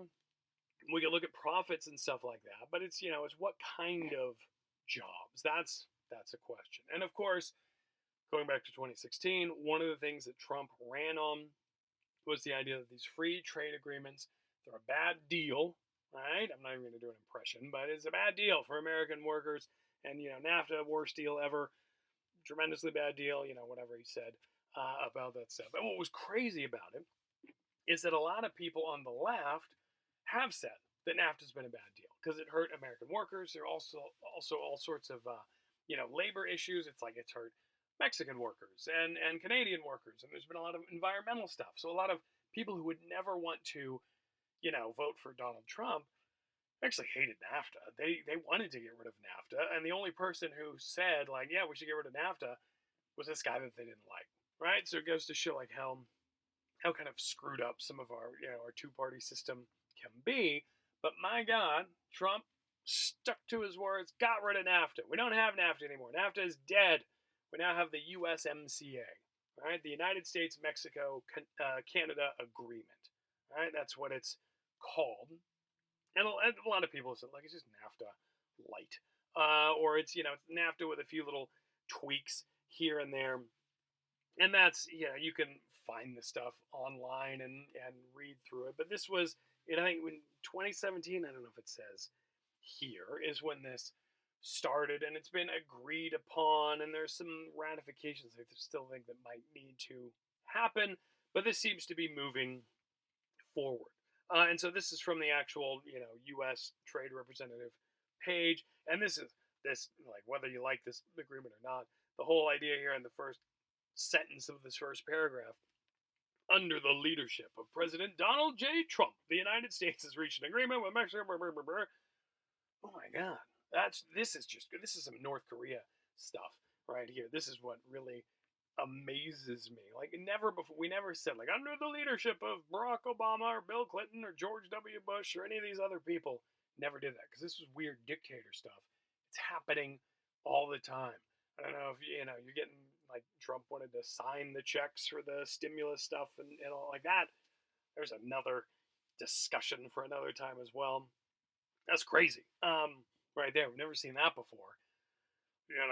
We'll see if this continues. If this is our new reality, to have this authoritarian leader kind of language. But the idea is this has been put in place to help people out. And there's stuff like here's the big changes. It's increased the amount of North American parts, so stuff made either in Mexico or the U.S. or Canada, that need to go into an automobile for it to be considered domestic, right? And to avoid, tariffs and import fees and stuff like that. It was like 60% of a car needed to be actually from North America, not even from the US, but like for an American car to be considered to be American, it had to have at least 60% of its stuff made either here or in Mexico or in Canada. Now it's something, I think it's like 70%. Something like that. Like it's not even, again, this just gets into the craziness of globalization and these supply chains. But like, so it's made more stuff is going to need to be made here, or car companies are going to suffer because of, higher costs passed on to consumers. That's the idea. 40, that's what we're starting with, and it'll increase to 45% of car parts must be made by workers making over $16 an hour. Okay? And so this, again, is kind of a weird thing, but also what it's saying is like, yeah, that's got to be the case. And, so therefore make all these car parts down in Mexico where you can easily pay somebody $16 an hour. And it's a great, amount of money compared to the, $25 or whatever you got to pay people here. Right. So some people have argued that all this is going to do is make sure that more stuff is made in Mexico and not here. And there's some intellectual property stuff, stricter environmental rules. So there's some good stuff in that it's a step forward for, at least more local workers. Stricter environmental rules sounds good. Still kind of waiting to see exactly what that's going to look like. But the real issue is it's still a case of when we're talking about just American workers in general, we're kind of still there in this same boat. Going back to Flint, looking at these abandoned homes, it's the idea with globalization, whether it's a pure free market neoliberal dream or these kind of watered down, regulated, free trade agreements like NAFTA was and this USMCA thing is, it does still seem to be hurting those people who are doing well, at least relatively well, under the import substitution economy, but they certainly aren't anymore, right? These days aren't there. And this is where, a lot of people are talking about why, did all these people vote for Trump? They're voting against their interests, and he's a billionaire, but he's seen as the working class guy, all this different stuff. What a lot of people have missed with all of this is that, there's been this big economic shift that people have been talking about. It's not invisible. People are aware of it, but we haven't really done a good job as a society to question, okay, what has this shift entailed? What is this actually causing? Why does life seem to suck for, so many low-skilled, non-college educated workers and all that? Why is that still getting worse and worse and worse while other people are doing better and better and better? And it's not as simple, just like income inequality by itself. It's not a case of, so if we just tax more, the wealthy, we're going to be okay. Not necessarily, right? It's this greater systemic thing, and that's what we need to question. We need to be getting to the bottom of what have we done, and what does that mean for our country, right? That's what we got to question. That's what we got to struggle with, and we'll keep doing that. All right, now one thing before I finish this stuff, I do want to get into one other component of globalization. I've been talking about manufacturing here, but I do want to talk about something else, something in addition to the whole manufacturing thing and NAFTA and all that, and that's the financialization of the economy. And that's been a key component of neoliberalism as well. Not just making these manufacturing companies more nimble and flexible and all of that, and having this global network of these supply chains, but also making money through other money, right? Not so much making stuff and things, but financial products and all of that. And that, really, I think for a lot of us, well, I say for a lot of us, people probably knew. I became aware of this because I was just a baby at the time, my mid 30s or whatever it was. But it was a case of, when the Great Recession of 2007, 2008, when the economy collapsed the last time, right, the good old days compared to what we're waiting to see will come from this COVID thing. I believe we're truly in a recession now. I haven't really looked into that much right now, but I think technically we have been in one. We're definitely going to be in one for a while, if not a depression. But it's, this was the big one, right? And a lot of people blamed it was those stupid homeowners that didn't know what they were doing and they were buying houses they couldn't afford and all that. And that's nonsense. Sure, that happened, but the economy didn't collapse because of these reckless homeowners. It's never the working class and the lower middle class folks who cause economies to collapse. We found this out quite a bit. It's a great way to, just think about it. If anybody blames, like with this COVID stuff, like, it's because of you lazy people who are making $30,000 a year or whatever. Like, no, it is. You don't have enough power or wealth to screw up the system, right? It's the wealthier people who do that. And so this is an article from around the time of when the recession was getting going and everything was falling apart. And this was in the New York Times, and it was a great example. When I read it, this is a fantastic way to bring to my students and kind of show how screwed up everything is. And I haven't stopped talking about it, since November of 2008. That's when I first started talking about this. I still talk about it today because it's important to know how this has worked and to realize we've forgotten about all of this and we got away from all of this. And so I want to, make sure you're thinking about it. And this also, it's not directly related to the film The Big Short, but The Big Short is a great one to watch to also get a sense of what happened. And like that movie, with this stuff, don't even try to take notes on this stuff.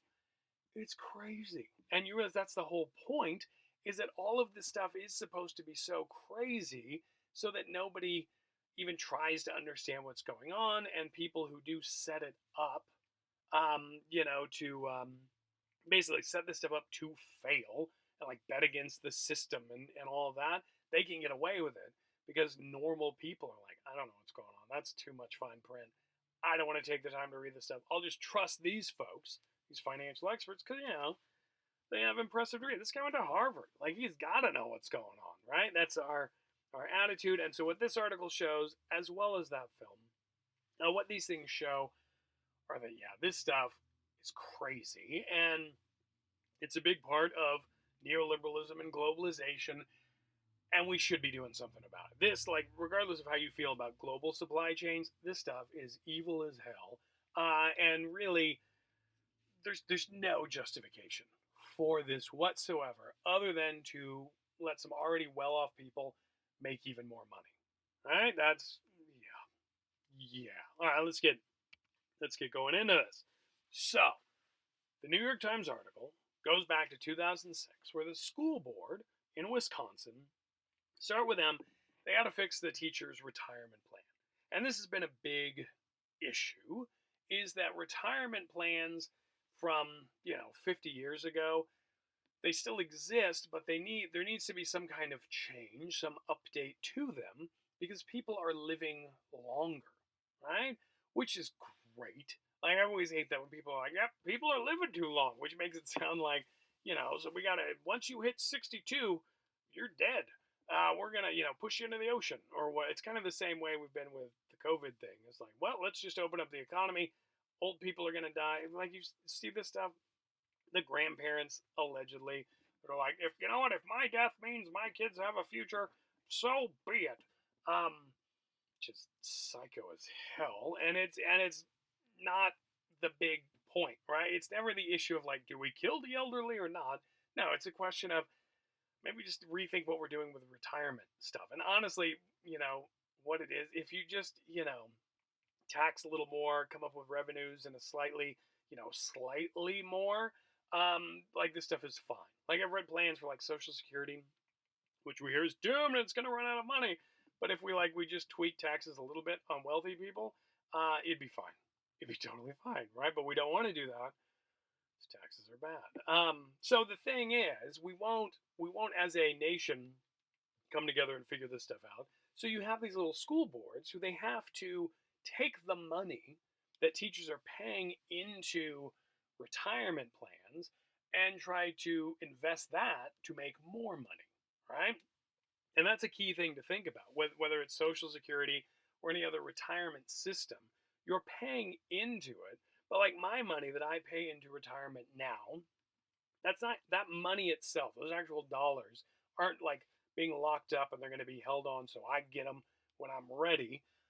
No, those are like paying for my dad and his active retirement right now, right? And the idea is by the time I get to retire, which cannot come soon enough, when I get to that point, it's the money I'm getting from my retirement plan and from Social Security and all that stuff. It's not my money; it's my kids who are hopefully working at that point are paying into it, and that's how the system is set up. And in the meantime, while this money is being paid into the system, a lot of these different entities will take some of that and invest it in bonds and stocks and stuff like that to try to make more money, because that's what we need. Because you've got people retiring age 55, 60, whatever it might be, and they live to be 100, and that's great, but that's almost half of your your working career, if not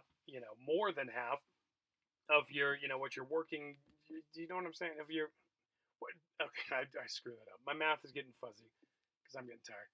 It's getting hot in this little box in which I'm recording here. It's the idea that you work for say 30 years, but you're actually retired for 40 years, right? Whereas in the past, the good old days, like if you're a man especially, you go work at some factory for 30 years and you retire, but you're like dead.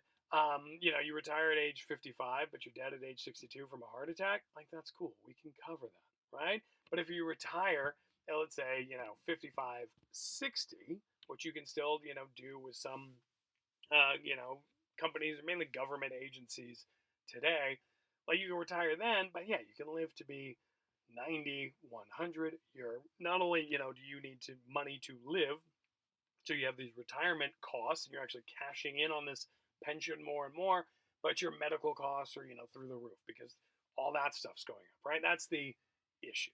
So this school board, they would invest money in kind of relatively safe ways in the past, but now they meet with this financial planner, which there you go. If you don't mind joining the dark side and you want to have a comfortable life, become a financial planner, right? Like you will, rot in Hades. Not everybody is bad, I'm sure. But that's, I mean, this is a thing where we found that like a lot of this whole financial planning thing, yeah, it's been pretty shady. But so this financial planner meets with the board and saying, look, here's what we're gonna do. This is a surefire hit. In fact, it's gonna have guaranteed returns. And just a clue, put this in your notes. If any financial planner ever says guaranteed returns, run. Because there is no such thing.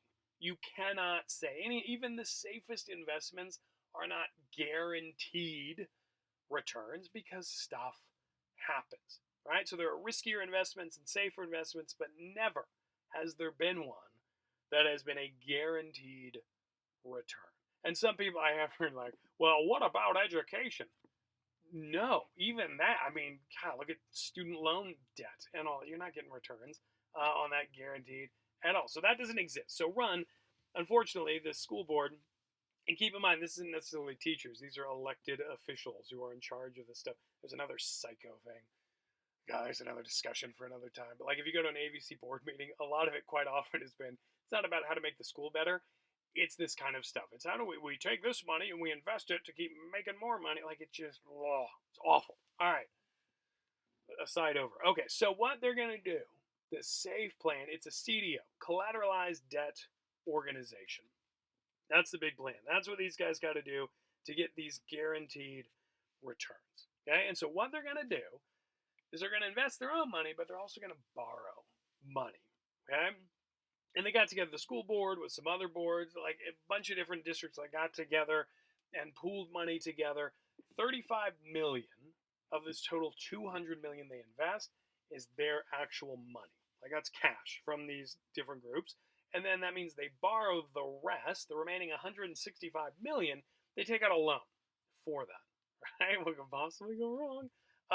So they borrow this ridiculous amount of money, but the idea is guaranteed returns, baby. Right? Like, what's the risk? And so, yeah, you take out a loan, you have some interest and all that, but you're going to make so much money. Yeah, win-win, right? It's going to be okay. So they borrow this money from an Irish bank, DEPFA. We'll talk about them plenty. The whole thing, the CDO thing, was all managed by the Royal Bank of Canada. And so you can see, and these are the maps from the actual original article itself, you can start to see the global network happening, right? Little Wisconsin schools, something as local as we could possibly think, but they're getting international here, and it won't just stop here. Okay, so this is the idea. Now the whole problem is the CDO concept. Well, the financial planner failed to properly explain it. It turns out it was something like he went to like a seminar about this thing, so he had like a 1 hour talk and then a little lunch or whatever to explain it. But it was such a complex thing that nobody could learn it in this way. And like with the later spoiler alert, all the lawsuits and stuff that happened later, like they were arguing they didn't lie and they were doing it what they knew, and well, but it was the guy was either outright lying or didn't know what the hell he was talking about. Okay, either way, not good for a financial planner, right? But this whole guaranteed return, he made it sound, I think, like it was going to be just bonds and you were going to get money back and it was going to be okay. But what the school was actually doing is they were this insurance on $20 billion in corporate bonds. So it was the idea like corporations will issue bonds, they're going to make some money that they'll eventually pay back. Bonds are this fundraising thing, and it's been seen as a safe, relatively safe deal. Like governments do it all the time. You can buy U.S. Treasury bonds and so on. And the idea is like you buy a U.S. Treasury bond for X dollars today. You hold on to it and you can cash it in. It accrues interest. So like in 20 years, you turn it into the government and they pay you, Y dollars. You make more money. You're not going to make a lot of money off this, but it's just kind of it's like a savings account and interest there. You're accruing money, and it's the idea as long as the US still exists, you're going to get your money back, right? But even that's not guaranteed, right? We know that countries no longer exist, so it's unlikely that, say, if I buy a bond today, in 20 years that the US is going to be just no more. This is going to be some kind of Mad Max apocalyptic wasteland. It seemed more unlikely, 10 years ago, maybe that would be the future. Now, I don't know, I don't know. The point is, when you take a US or like some kind of government bond, that seems okay. Corporate bonds, corporations, fail. That happens. But what the school didn't realize is that they were like insurance for other investors, so that if these corporate bonds failed, the people who bought those bonds would get their money back from the schools themselves, right? And it was the idea that as long as they had the insurance, like they were going to get some money back for it. And this is where it all gets so murky and confusing. And like, don't worry about the details, other than the fact that the details are so confusing that, like, no wonder the global economy collapsed, right? And it was registered in the Cayman Islands. So it was the Royal Bank of Canada was managing it, but it was registered in the Cayman Islands, which there's another thing put in your notes. If anything's ever registered in the Cayman Islands, that means questionable, right? That's not the place you go for legit investment stuff, as far as I can tell. I could be wrong. I'm willing to talk to Cayman Islands people. But yeah, and then New York's involved, Switzerland's UBS. All these different banks and financial entities are involved in this thing. So again, we've got, tentacles everywhere with this money. Okay? But the real issue here, the thing to be aware of that unfortunately these Wisconsin folks weren't aware of, is that if 6% of those corporate bonds and all that stuff went bad, they lose all their money. Keeping in mind that that wasn't their money to begin with, right? That they were borrowing this money. So if everything's cool, if nothing goes wrong with the economy, everything's cool, the schools are going to get about $2 million a year. Okay? So that's, that's something. That's not something to sneeze at. Of course, if they're that's not a lot of money, really, considering the risk that's involved. There are a lot of other ways to make money without, going into debt and requiring all this stuff. But again, the whole CDO thing, not explained properly for whatever reason. But as long as everything's fine, everything's fine. What could possibly go wrong? All right, now DEPFA, that Irish bank, it was actually a German bank to start with, but Dublin was played like Ireland was pushing in the early 2000s to try to attract business and specifically like financial stuff, but also I think Amazon, like they have some headquarters, or like a lot of companies in the early 2000s moved offices there, if not the whole enterprise, because Dublin said, and Ireland itself said, look, taxes, what taxes? You don't have to pay any of these corporate taxes if you come here. So of course everybody goes there, and it's kind of one of those things. Oh, what could possibly go wrong? And Iceland was doing that as well. Some of these different countries in Europe were doing that, and they suffered too, because they of course are getting no tax revenue. They're hoping everything will just keep growing and eventually it'll pay off. Again, as long as everything stays cool, we'll be okay, right? It's like when you start paying your credit cards with other credit cards and all that. Like, as long as nothing changes and you eventually win the lottery, you're going to be okay, right? It'll be fine. That's what these different corporations and governments and all that are doing. So DEPFA goes from Germany to Ireland.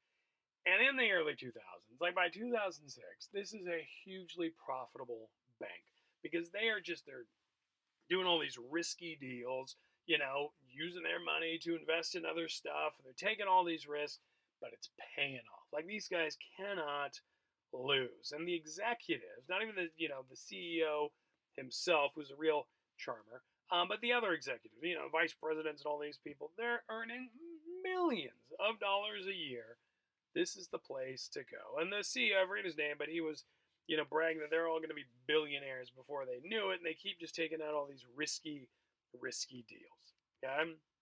Now, we go from DEPFA, and we jump over to the New York MTA, the folks in charge of the subway and the buses and all that stuff. And this gets into how complex it is and why notes are kind of useless with all this stuff. I've been talking about this for years now. It's still fuzzy in my head exactly what's going on. That's how crazy it is. But again, that's why it was supposed to be crazy. And it also goes to show why the globe shut down back in 2008 and, should have been a wake-up call. Yet here we are. But it's the idea that the MTA, they need to raise some funds, and they would do things like, issue bonds and stuff like that would be safe traditionally. But they're encouraged, again, by financial planners and all that, to borrow money that would just have these adjusting interest rates, right? We hear about with the recession, there was all the homeowners who took out these adjustable rate mortgages, right? Where the idea is you go to buy a house, you take out a loan with like a 1%, 2% interest rate to start with, so your monthly payment is low, and then in like 5 years, it'll, or whatever it was, I don't know, I never took one of these out, so I don't exactly know how they work, but believe me, it was tempting. It's not because I was brilliant, it scared me a little too much thinking about what it was, but that doesn't mean I'm smarter, it just means I was more of a chicken and wasn't, desperate too. But you could take this out and your monthly payment, like you could get a really nice house for really not that much money. In a place like California, you need a huge mortgage to even buy like a crappy house, right? Depending on where you live. So people would do that. And then it was the idea that like you refinance the loan later on or you sell the house. Like prices are going up. So take it out now, hardly pay anything, sell it in 2 years. You'll, double your money. Like you'd be a fool not to do it. And we blame the homeowners for they're the ones who ruin the economy. But government agencies were doing this as well. And, still do this today and all that. So the MTA is taking out these risky adjustable rate loans just to kind of make money to repair subway tracks or whatever it might be. Okay? And again, they used to just do simple bonds, and it wasn't anything sexy, right? But you could at least, you could make some money, early on. You'd pay it back to the people who invest here, but it was just a stable way to go.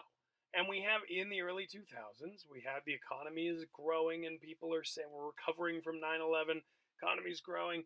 And what people either don't realize or they're lying about or whatever, is that as the economy's growing, a lot of that is this bubble of just these weird financial risky things. We're not growing our economy because people are making more things or doing like real stuff. It's this kind of shifting financial stuff where the wealth is actually, it's just, wealth on a computer screen. It's not like, making things, right? Or even having like actual dollars. It's a lot of make-believe that's going on. So that's being pushed. The MTA, they take out these loans, but they can only do it if there's a buyer of last resort. Okay, meaning a bank is going to say like, look, if the MTA screws this up, we will take over with these loans. We're going to like co-sign for this stuff. And so DEPFA, as a bank, they are doing this. Okay, they do this for the MTA. They actually, turns out they do it all over because by 2006, they're the largest buyer of last resort everywhere. Okay, and it's the idea that they co-sign on these loans. Now they get some money for it. So that's how, some money is coming into the bank, but they're also taking on all this risk, which again, one of those things, as long as everything's fine, we're going to be fine, right? Everything's going to be okay. All right. But the idea is, so they're doing this and it seems like money's coming in, but honestly, it's all smoke and mirrors. DEPFA is taking out these short-term loans like crazy, right? Again, paying your credit card with your credit card, that kind of stuff, taking out one loan to pay off this other loan and all that. You can't sustain that, right? That's just, I don't know. I've never taken a business class, so I don't, maybe I'm a fool, but I think that in like Business 101, what do you guys take on? I don't know. If you like to talk to, Professor, Adams, one of these folks, you're going to say, like, so if I, take out a loan and I pay it with another loan and all that, is that good? You would think that would be like, no. But maybe not. Maybe old man Adams is the kind of guy who'd be like, yeah, max out those credit cards. I don't know. But the idea is that this whole thing was a sham.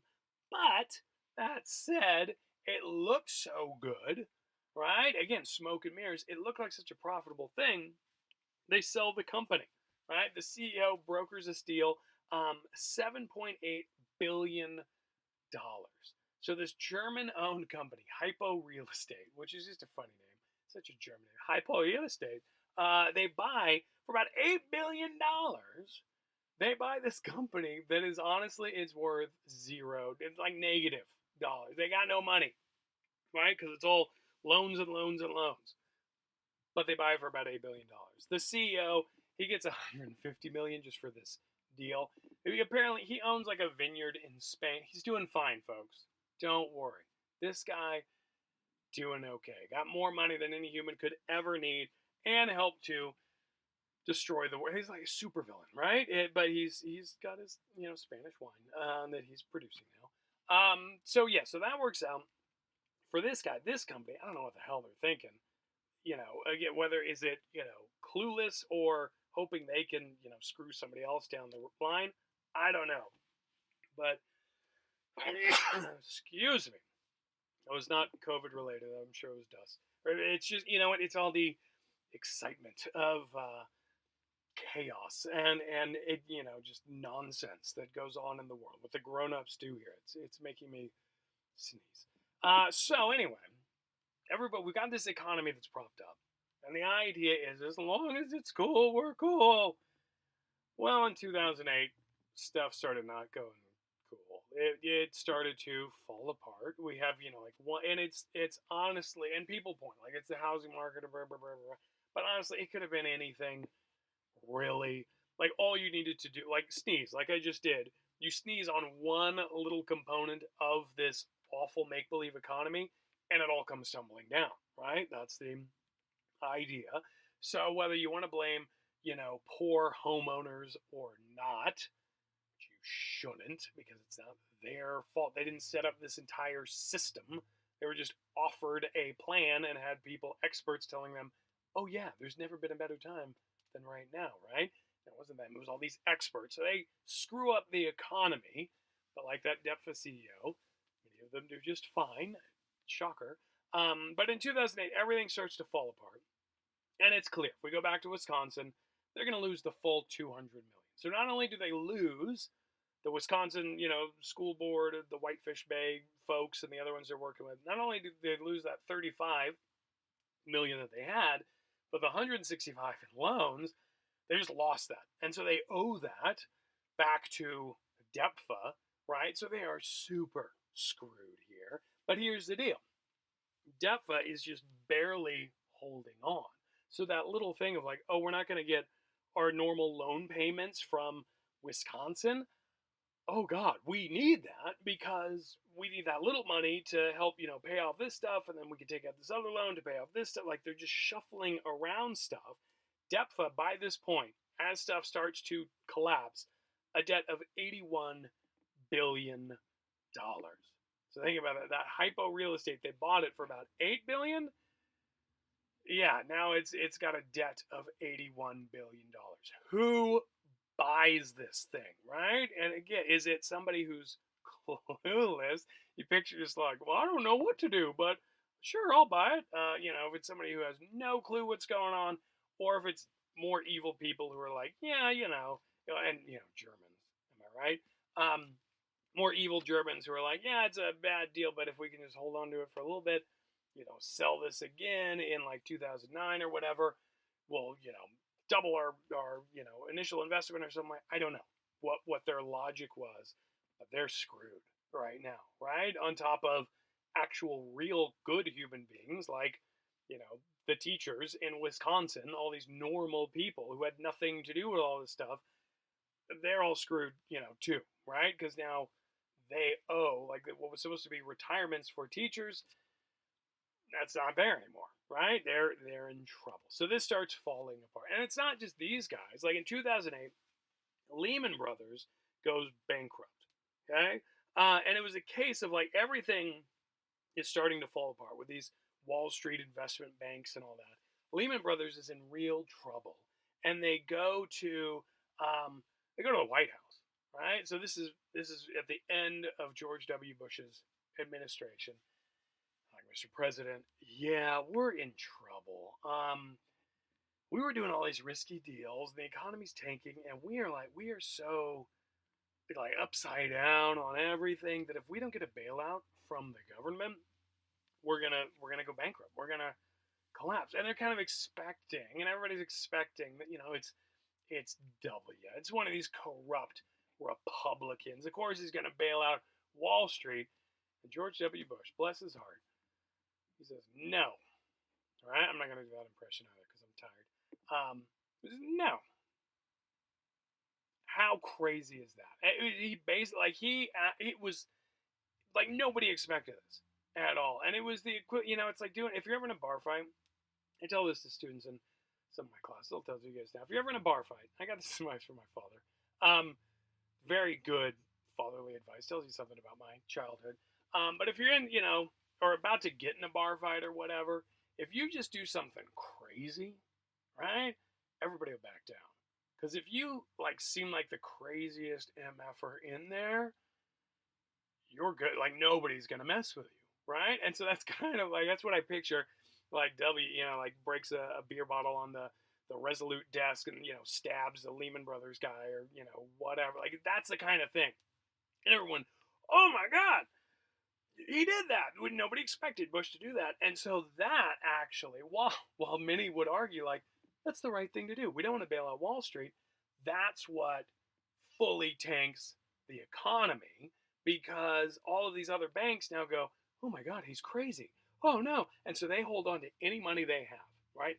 Everybody is holding on to whatever wealth they have that's like actually real.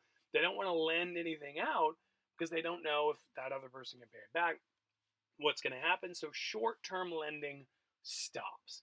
And that means it turns out this is how screwed up everything is. That's how capitalism these days really works. It's all based on, taking out little loans and shuffling stuff around and all that. Once that stops, the economy stops, right? Because it's all so financial and based on this stuff. And so a bank like DEPFA, where its whole business model is taking more loans to pay off other loans and all that, they're dead. They can't do anything at this point because they cannot borrow money. And so they actually get from Germany, because even though, they're still in Ireland, it's a German company and, all this nonsense, they get a $64 billion bailout from Germany. Okay? We weren't the only country that did this stuff.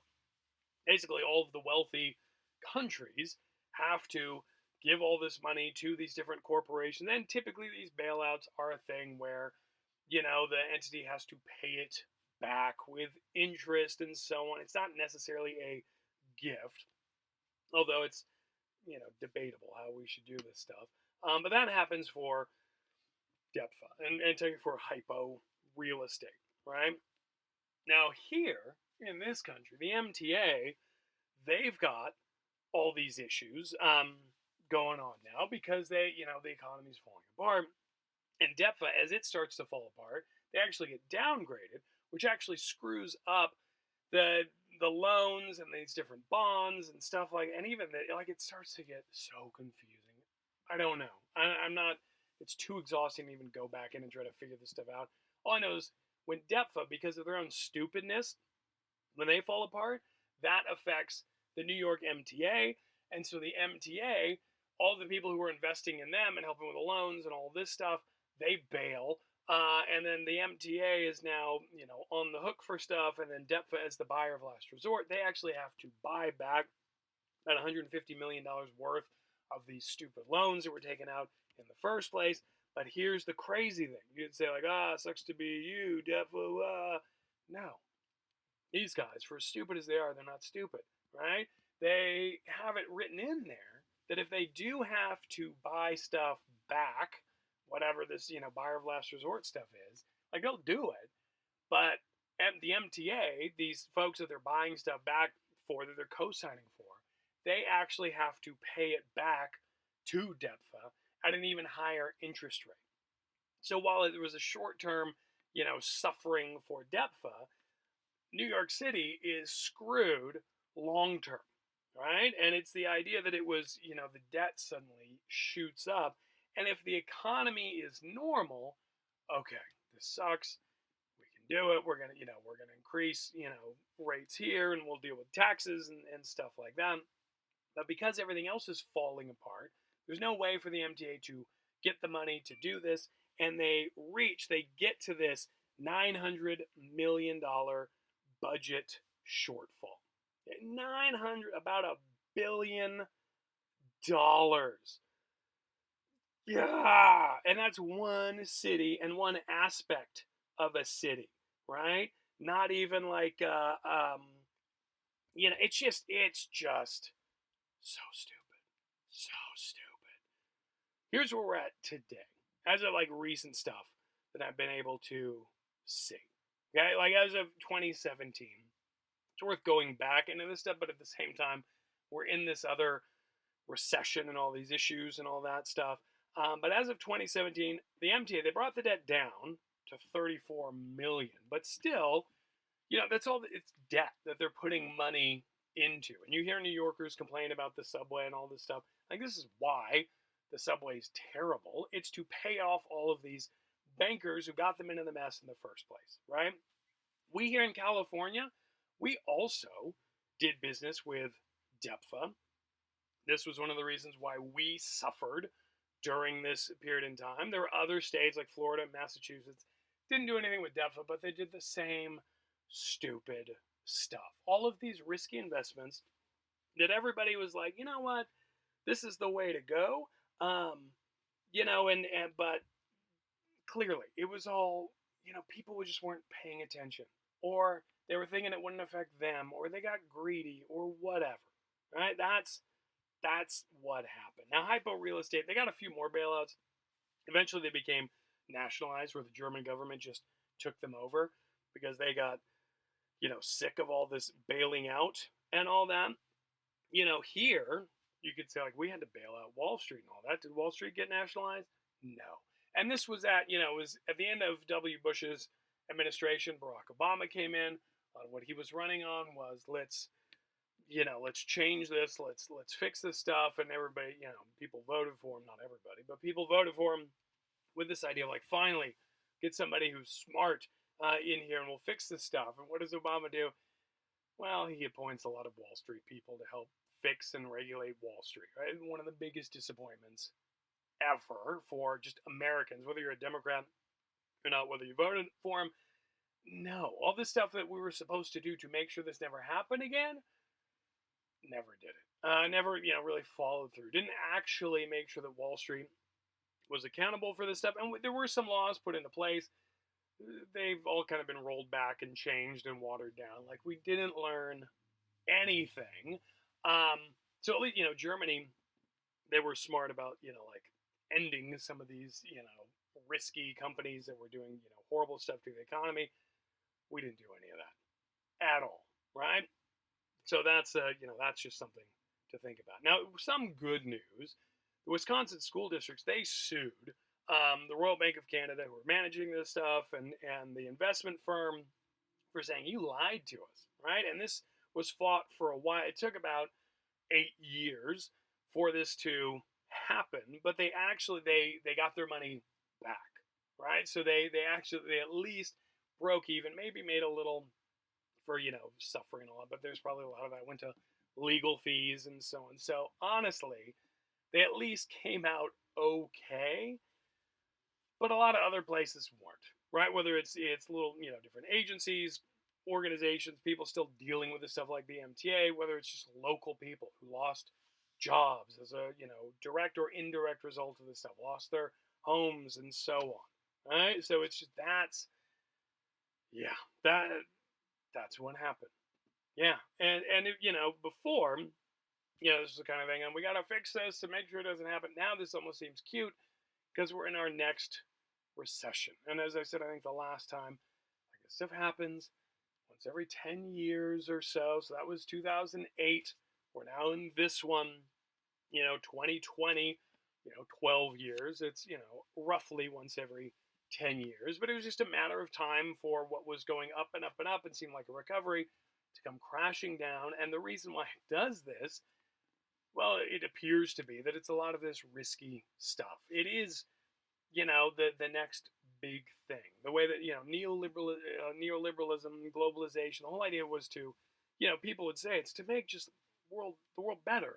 And like I said, we'll see like what Thomas Friedman, a big proponent of this, was a cheerleader for all this stuff, what he would say about prosperity and democracy and all that stuff.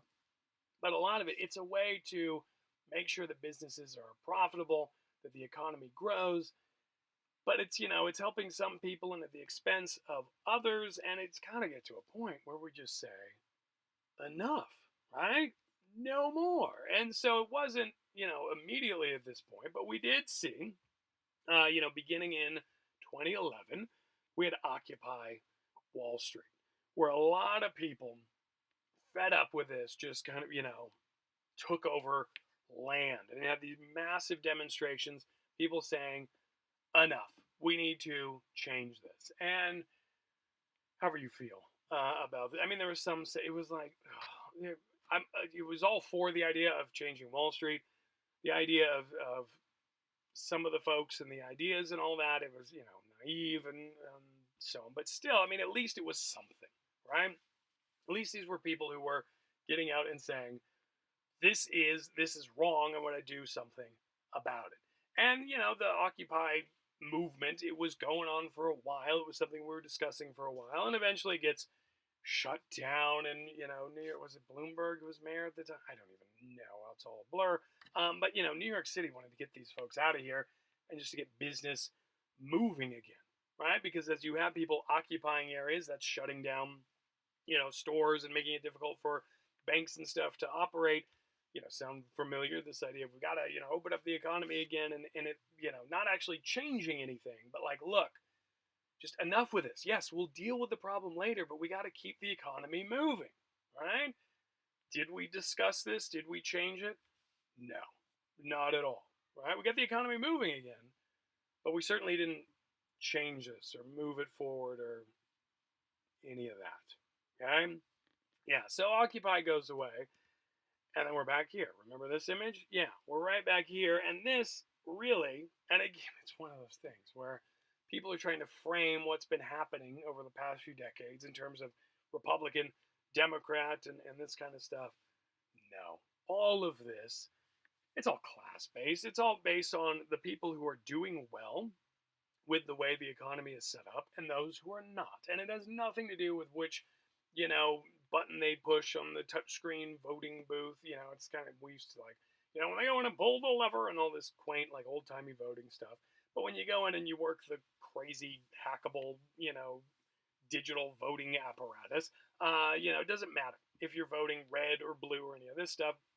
What we see and why we have, and it's so frustrating, because you just have these, revolutions in the sense that we go for, this president, and then we go for the complete opposite of this president. And then shocker, nothing's fixed.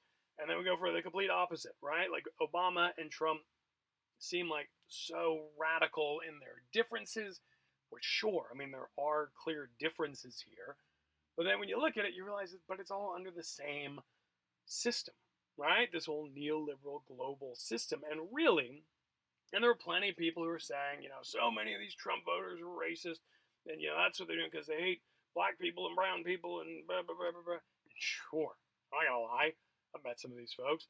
There are plenty of folks who would, vote for Trump and, or think, white is the way to go and all that stuff. I get it. But honestly, if that's all we're focused on, we're going to miss the idea that really this whole idea of making America great again, what a lot of these people are really talking about, at least the ones I've spoken to and, read about and all of that, is that it's about getting back to, that import substitution era, where economists didn't think it was the best thing. And in the 70s, we had stagflation and all of this stuff. But what it was we had manufacturing and we had jobs and we had stuff where people could have a decent life, right? And you could have health care because it was paid for by the company you worked for, right? In these big, Fordist companies that existed. And you had a retirement plan. And if your kids were going to go to college, even if you didn't go to college, like this is what my, grandparents did. My grandfather didn't go to college. He was an electrician, working class guy. He knew that, if his son was going to be more successful than him, that he needed to go to college. And my dad was able to go to, a California public university effectively for free because that's the way everything was set up, right? And we decided that that's not okay by the 80s. And we're not, I've talked enough here. We're going to, maybe we'll talk about this more, but it's clear that a lot of us, like, deciding that it's not working.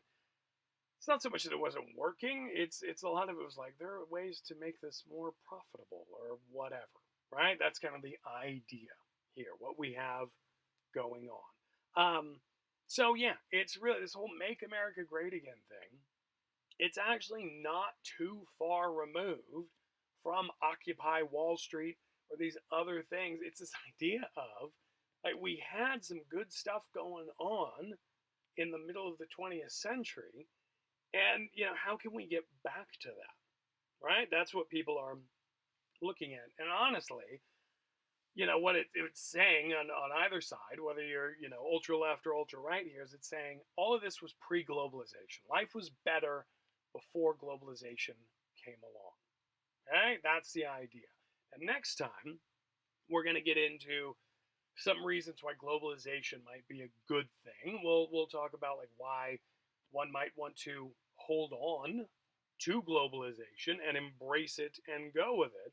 But that's what we're going for here. All right, and trying to make sense of everything else going on in the world, whether it's the COVID stuff or election stuff or housing crises or whatever. It's all economic, and it's all a much bigger economic thing than simply what happened, the week before. What's happening right now, it's a bigger system.